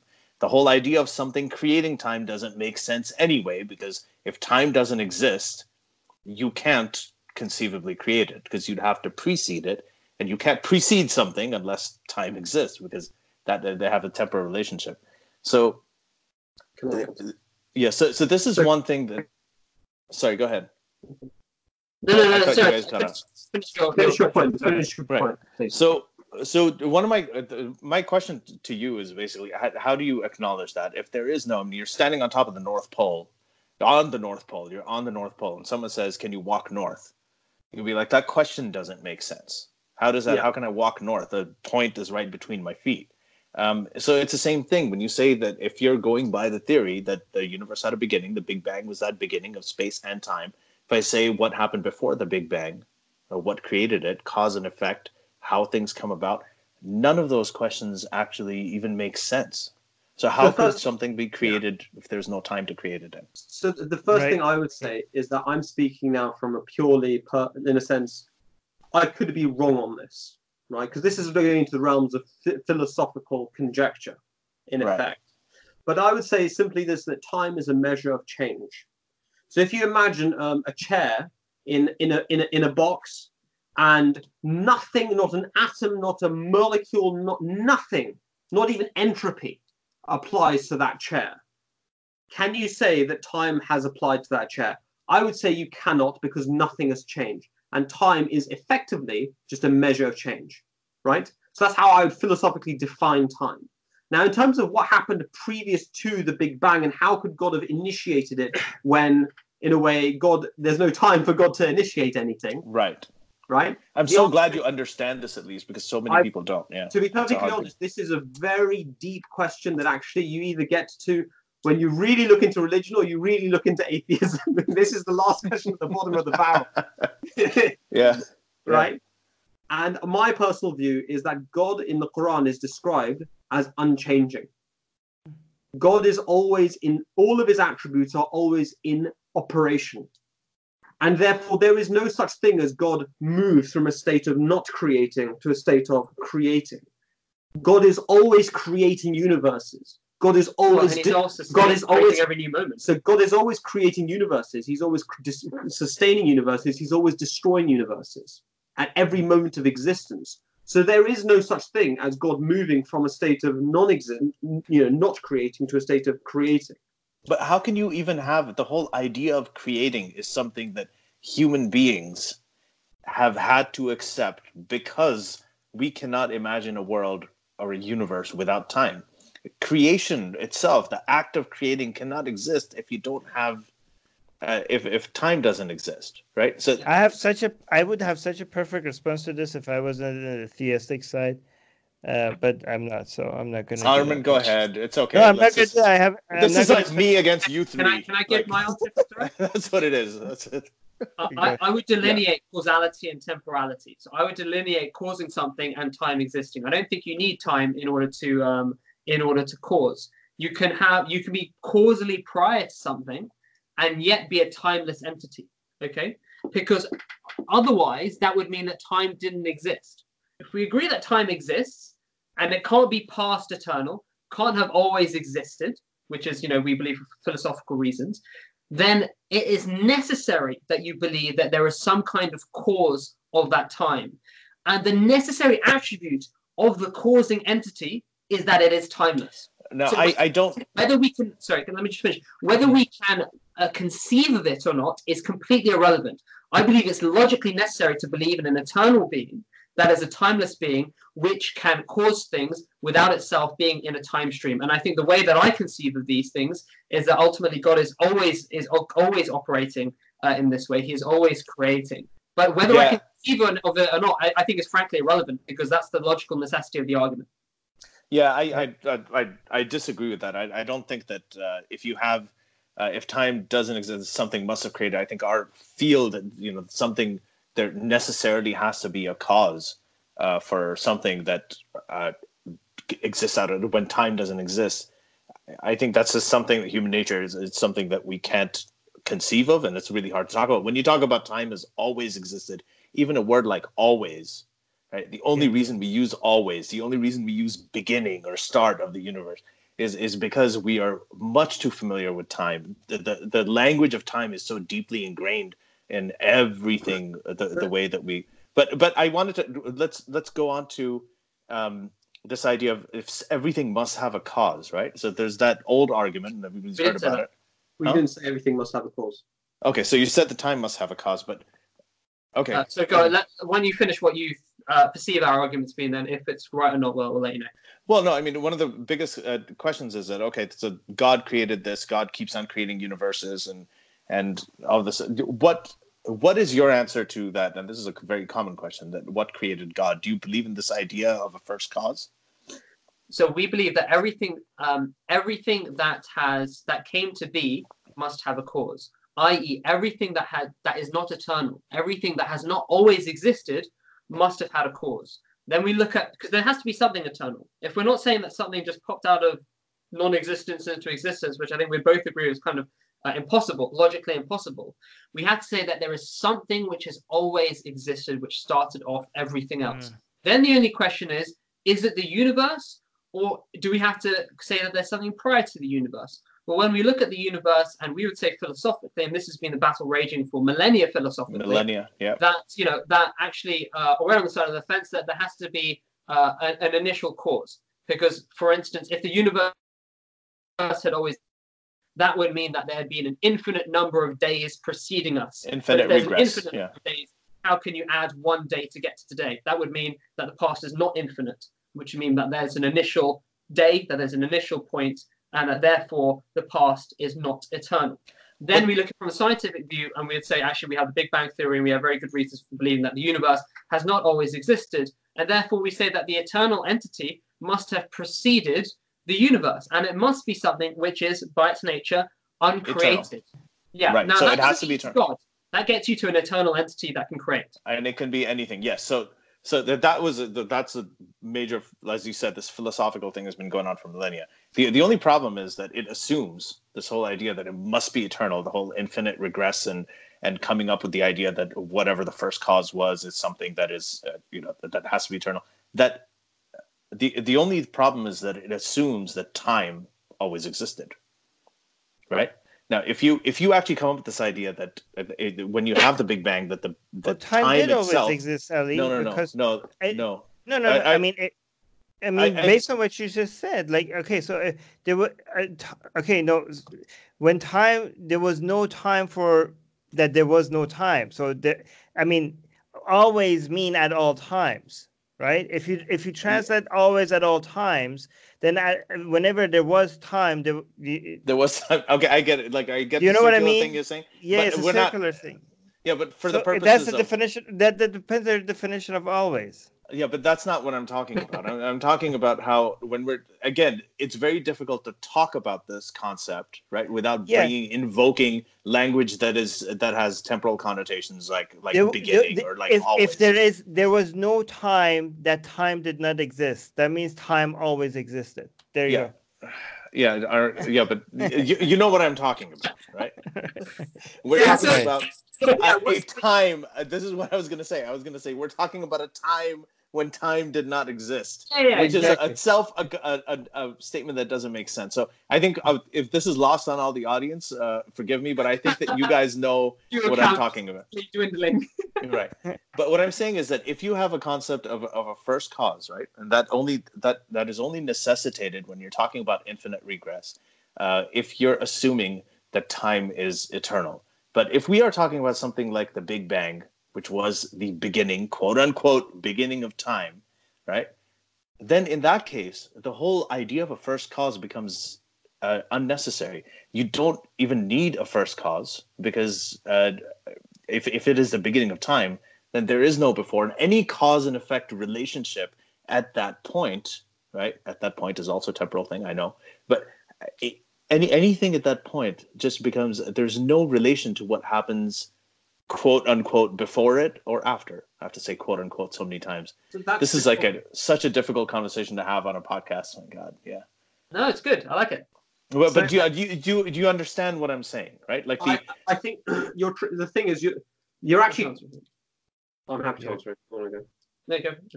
I think the problem is that you are trying to get something from nothing, and you believe that it's possible. Yes, I do. I mean, exactly. It is possible. I'm not saying it happened. But it is not only philosophically possible, but now there is evidence. There is all the evidence for the Big Bang Theory, right? Actually, it shows that it is scientifically possible. If there was no time before Big Bang, there was never a time that there was nothing. So there were always something. So you never got something from nothing. Armin, because no. Listen, Armin's arguing. No, because there were always something. Because there was no time for the nothingness to exist, so something existed at all times. So there were always something. Sure, but where did it come from? Do you think the entire universe literally? Your question doesn't make any sense. Where did it come from? Your question doesn't make sense because where suggests a space. Yeah, where suggests a space, and there was no space. Okay. No. There's no space and time. Space and time go together, Armin. Space-time. There was no time either. Go ahead. It didn't come from anywhere because it was always there. So can I ask? Yeah. Instead of talking about preceding time, let me ask you this question: what seems more logically plausible to you? The existence of a being outside of the influences of time, or the emergence of all existent things with all of their finely tuned laws of nature, matter, and energy in a single moment from nothingness? Neither of those things. The existence of anything outside of time is, as Armin said, it doesn't make sense. You can't have. Have you guys even considered that nothingness is impossible? No, so I would agree with you. Nothingness. We never had nothingness for something to come out of nothing. Maybe the universe, the condition of the universe is for it to always, the existence is a necessary condition of the universe. Have you ever considered that's a possibility? Like how could everybody's asking, how could something come from out of nothing? Who suggested that there was ever nothing? Okay. Well, the definition of nothing is also very different in physics. Maybe there was never nothing for something to have come from nothing. Maybe that was not. Maybe we're asking the right questions. Maybe there was always something. I believe there was always something. That's our entire point. Is that it's logically necessary to believe that there was always something. The question is. Wait, let him. Armin, let him finish. Let him finish. Omar, go ahead. Yeah. The question is that is our universe that thing which has always been there? Because you're basically arguing very persuasively for the necessity that there is something which is eternal and that there is some kind of necessary existence. The only question is, does our universe fit the bill to be that entity? And we would say a temporal universe that is constantly changing, which we know came from a single point and hasn't always existed by its very nature, was not that necessary and eternal existence.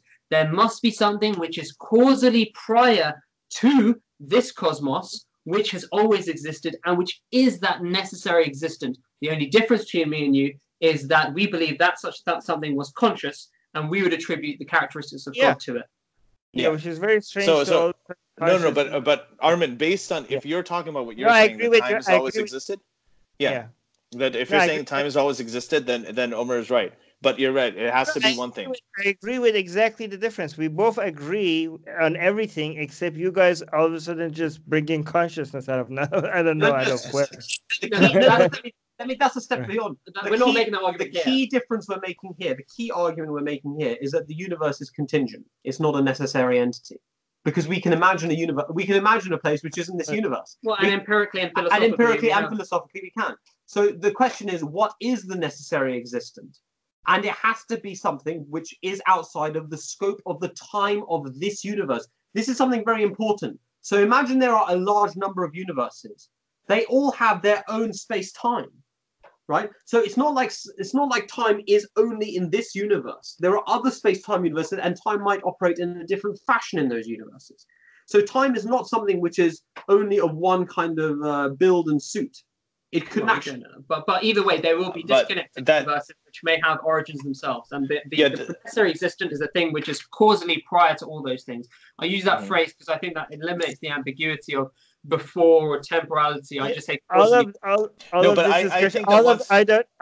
this discussion is fine, but some of them could be true, some of them could not be true. But I think all of it is interesting and worthy of considering, but the most ridiculous one that is not even worth considering is the one that all of a sudden adds consciousness to any of this. Not at all. So, can we explain that? Can we explain that? Okay, please do. So then. Do you want to do it? No, you go for it. No, you do it. You know this argument better than me. Go for it. So the question is, what is the nature of that entity? Is it conscious or is it unconscious? Well, for that, then we have to look into the nature of the product of that entity. What is the nature of the universe? Does it give us any hallmarks of requiring prior intelligence? And that's where we would come in with the fine-tuning arguments and say that given that the nature of the universe is specifically set up, it would seem, to produce life or to have the capacity of producing life, that outcome would only be valued by a living being, by a conscious being. And therefore, you already refuted that. Actually, the reason why you have the universe specifically set up to produce consciousness is because it's produced by a conscious being which had that intention in mind. I don't know, because maybe if you say there's many universes, then the only universes where there's a conscious, where living beings came out of it to notice that, oh wow, so it's so extraordinary. We happen to be in a universe that happens to have life. Yeah, because all the universes that didn't have life in them, there was nobody that ended up coming and noticing. There was no conscious living being at the end of it noticing that, hey, holy shit, this universe is not good for us, because they didn't end up existing, right? So we've written an article on this, on the rational religion. So first of all, you're making an argument about the anthropic principle, which is a separate discussion to what we're having. And we've written a really good, well, I think it's a pretty good article. I wrote it, but it's on rational religion. Speaking of bias. Yes, exactly. It's on rational religion. It's about the anthropic principle, and it's a problem. It's a completely false argument, actually, in my humble opinion, because at the end of the day, you don't know whether, very humble, yeah. You don't know whether those other universes don't have life in them. Okay, I want to. If you have infinite universes, obviously you're going to have some that is going to be perfect for life. In an atheistic paradigm, yes, but in the paradigm of a designer, no. So this is about the multiverse. If you have infinite universes, you're going to have. That's just another way of saying we disagree. All right. Okay, so I actually don't. I think that I think we both agree. It depends on the premise. For me, this idea of infinite regress and first cause, again, and despite, to me, that idea of time having different shapes and different universes, that to me is like an extensive amount of speculation. I'm just talking about the way that we recognize time right now. The more ambiguous you get, the more stuff you can kind of come up with. But to me, if you have the infinite regress and the first cause issue is actually addressed by this idea of the Big Bang Theory, the idea that time itself had a quote-unquote beginning. Right, and that changes everything, because it changes our notion of causality, and there's actually evidence for it. So I think that's different. But overall, if we go by what you're saying, which is a possibility, again, what I'm talking about again is not established fact. Then we both agree that yes, if there is a first cause, the only question is, and this is what I said right at the beginning, that when it comes to higher intelligence or first whatever, I'm agnostic about that. It could be, it may not be. Where I become atheistic about it is that first cause is, that created this universe of billions of galaxies, time dilation, actually wrote a book and divinely revealed it to a man in the 7th century that talks about, whether you can eat pork or not, or what like those kinds of things to me. So can I narrow it down? So there are two things there. The first thing I would like to ask you a question, which is that, given that this universe is contingent and does not have the qualities of a necessary existence, how can you possibly attribute those attributes to this universe? That's the first question. The second point I would like to make, and feel free to answer that if you want now or later. Sorry, first, can you say the first question again? Given that this universe is a contingent universe and does not possess the qualities of necessary existence. According to you. No. Yeah. No. So according to I'm not saying, so I don't think that this universe necessarily has to be contingent. Okay, this whole because contingency that goes with the infinite regress and the first cause idea, right? And that's not where I lean. I'm just acknowledging that as I think that's obviously a legitimate philosophical argument. I think that this idea of the Big Bang Theory, which I feel has more scientific credibility and scientific evidence behind it, I feel like that can be, that actually is a way to contradict the whole idea of the first cause. We have a different view on that. We don't think they're mutually exclusive. We see the Big Bang just telling us the universe had a beginning, but if it had a beginning to us, it must have had a cause. So it's not a mutually exclusive thing in our view. Yeah, we don't. Well, it's mutually exclusive in the sense. Guys, we don't know. Sorry. We don't know if it was the beginning. That could be. It could have been the end. You guys understand that every single mathematical equation that has t as in there, you don't know which like we experience the universe from the beginning, from the Big Bang, and going forward to the very end, where everything all of a sudden becomes separated. But everything could actually be the other way around. Like because we're experiencing it in this direction doesn't mean it's necessarily going in that direction. The Big Bang has been explored by cosmologists. So the Borg-Booth-Vilenkin theorem was actually explored this very question: could you have an infinite number of universes, one after the other, creating an eternal meta-universe? And they found out that it couldn't, because essentially it runs out of entropy. Right. I wanted to kind of get away from that's not what I was saying, but okay. Yeah, but I wanted to get away from the philosophical aspect of it, but you said that those things are not, for you, they're not mutually exclusive. For me, they can be. And the reason they can be is because the beginning of the universe, right, is not, again, it's not just the creation of space and matter, it's also the creation of time. Time and space are interlinked. So I think because of that, Like the fact that time itself could have had the beginning, that breaks down this whole idea of any contingency. Contingency does not exist. There's no such thing as contingency if there was a time when time did not exist, which is, I know, a sentence that so my first answer to you was that God exists outside of time, and time is a measure of change, and God is unchanging, and that solves the problem of the concept of causality. It doesn't. So that, to my mind, I should say, solves the problem of the problem which you're posing, which is something which can I tell you why it doesn't? Wait. Armin, let Tahir finish. Something which is causally prior should also be causally in terms of should be bound in the same time stream. The second point I just want to is completely separate to this, and I think we should move on from this to a certain extent, because you made a really interesting point earlier, Ali, which is that why would God be interested in sending this book to the 7th century Arab, blah, blah, blah, that kind of thing, right? Which kind of strikes me as that argument I've heard a few times. The first cause, not God, but the first cause, whatever this eternal thing is, which again, I don't lean towards that, but yeah. Why would he, often the question is asked where this tiny pale blue dot on an absolute enormously vast cosmos, right? Why would that's not it. No, that's not the question is tiny pale blue dot, fine. Somehow he found it. He's like, okay, I'm going to put my headquarters here, whatever. That's okay. That's part I actually don't have an issue with. I'm talking about the nature of the revelation. Like, there's hundreds of billions of galaxies. There's time dilation. There's binary pulsars. There's black holes where time is non-existent. All of this stuff. And then the creator of a universe of all of this is sending us revelations about, a fish that swallowed a man, or a man who flew on a winged horse, or these strange sort of very human-like Aesop's fables, like Greek mythology-like ideas. Because at the end of the day, you ascribe a particular value to pulsars and black holes and so on and so forth, higher than the stories which lead to moral progress. Then a man and a fish, yes.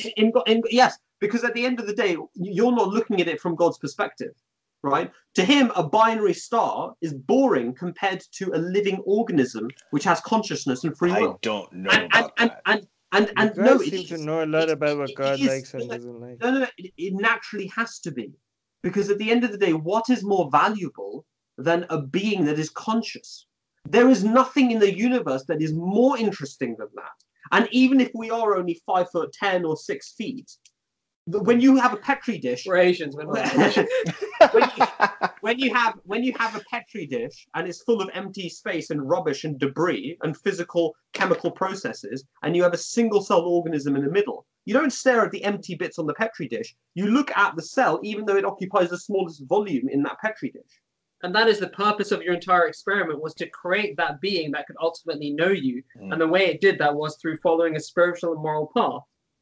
Okay. Yeah, Armin. I just think he did a very poor job at communicating anything with us, given that we have had this like all these discussions for thousands of years, shows that if God wrote a manual the same as like United Nations or Amnesty International, if you look at their guidebooks, it's very much more clear and very much well everyone follows them, right? All the major powers follow the UN laws. No, but I'm just saying at least there's some understanding about what is being said, even if it's not perfect.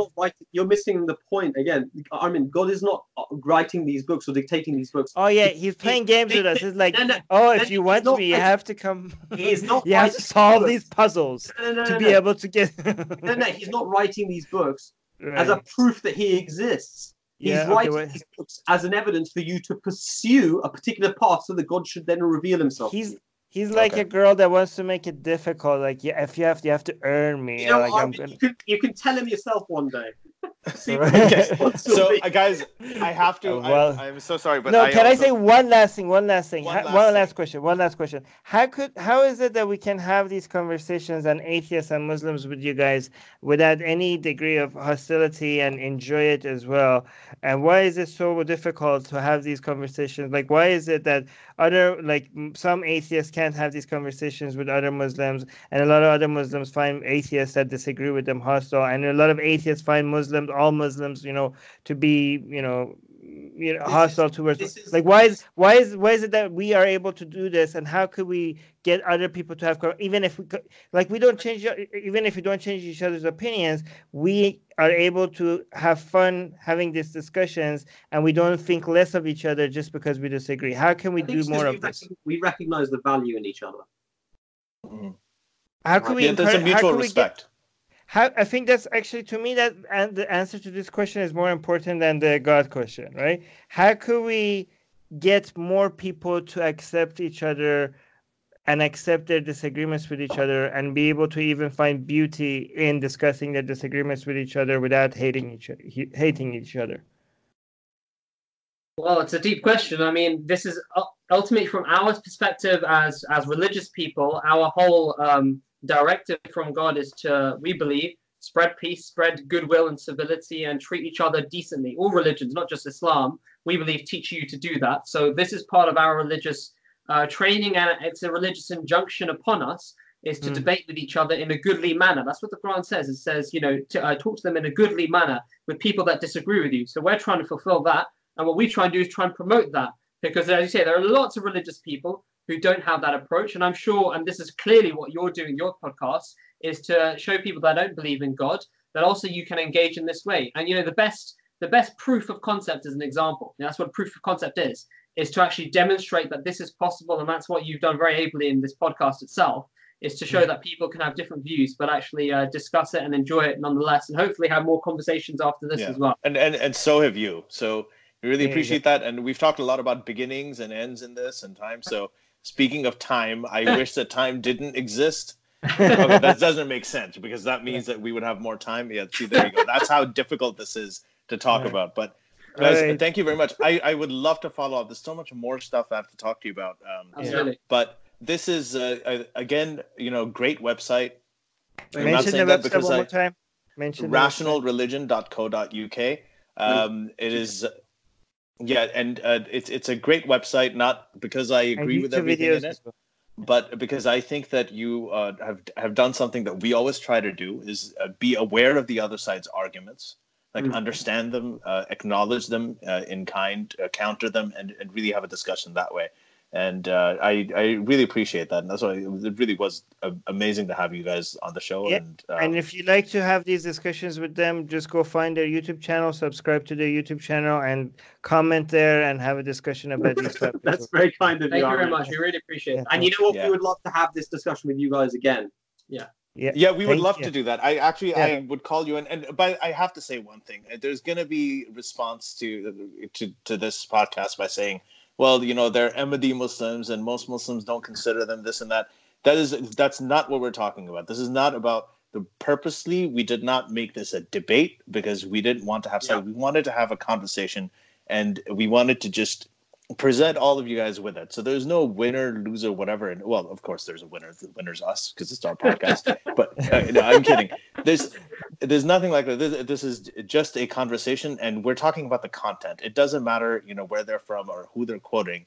Like, the idea is that you'll see that what we talked about over here was ideas, and it's not a point of where it's coming from. So just wanted to preempt that ahead of time. And I think that most Muslims, mainstream non-Ahmadi Muslims, should appreciate the arguments you gave, because I find them at least a better, even though I don't agree with them necessarily, but I find them better arguments for their side, right, than their people are making. Like, we've had people on this show who've made absolutely ridiculous arguments. So I think that this was a lot of fun. It's a good discussion. I think Armin will probably agree, though I don't want to speak for him. I know not to do that. This was 2 hours of more fun than I could have had doing anything else. So thank you for that. Yeah. Anything else? Boy, that's a big... All right, guys. So stay on. We're going to say bye to everybody. Bye, everybody. Bye. We'll see you next time. Bye. See you guys. The secular jihadists have been made possible thanks to the Illuminati and the covert support of Israel and the CIA. That's what we have been told, but we haven't received our checks yet. If you like what we do, please support us. Share the podcast with your friends. Write and tweet us with topic and guest suggestions. Or head over to secularjihadists.com and give $1 or more for exclusive access to live video. Have your questions read and answered on the air, and more. Till next time, may the flying spaghetti monster be with you.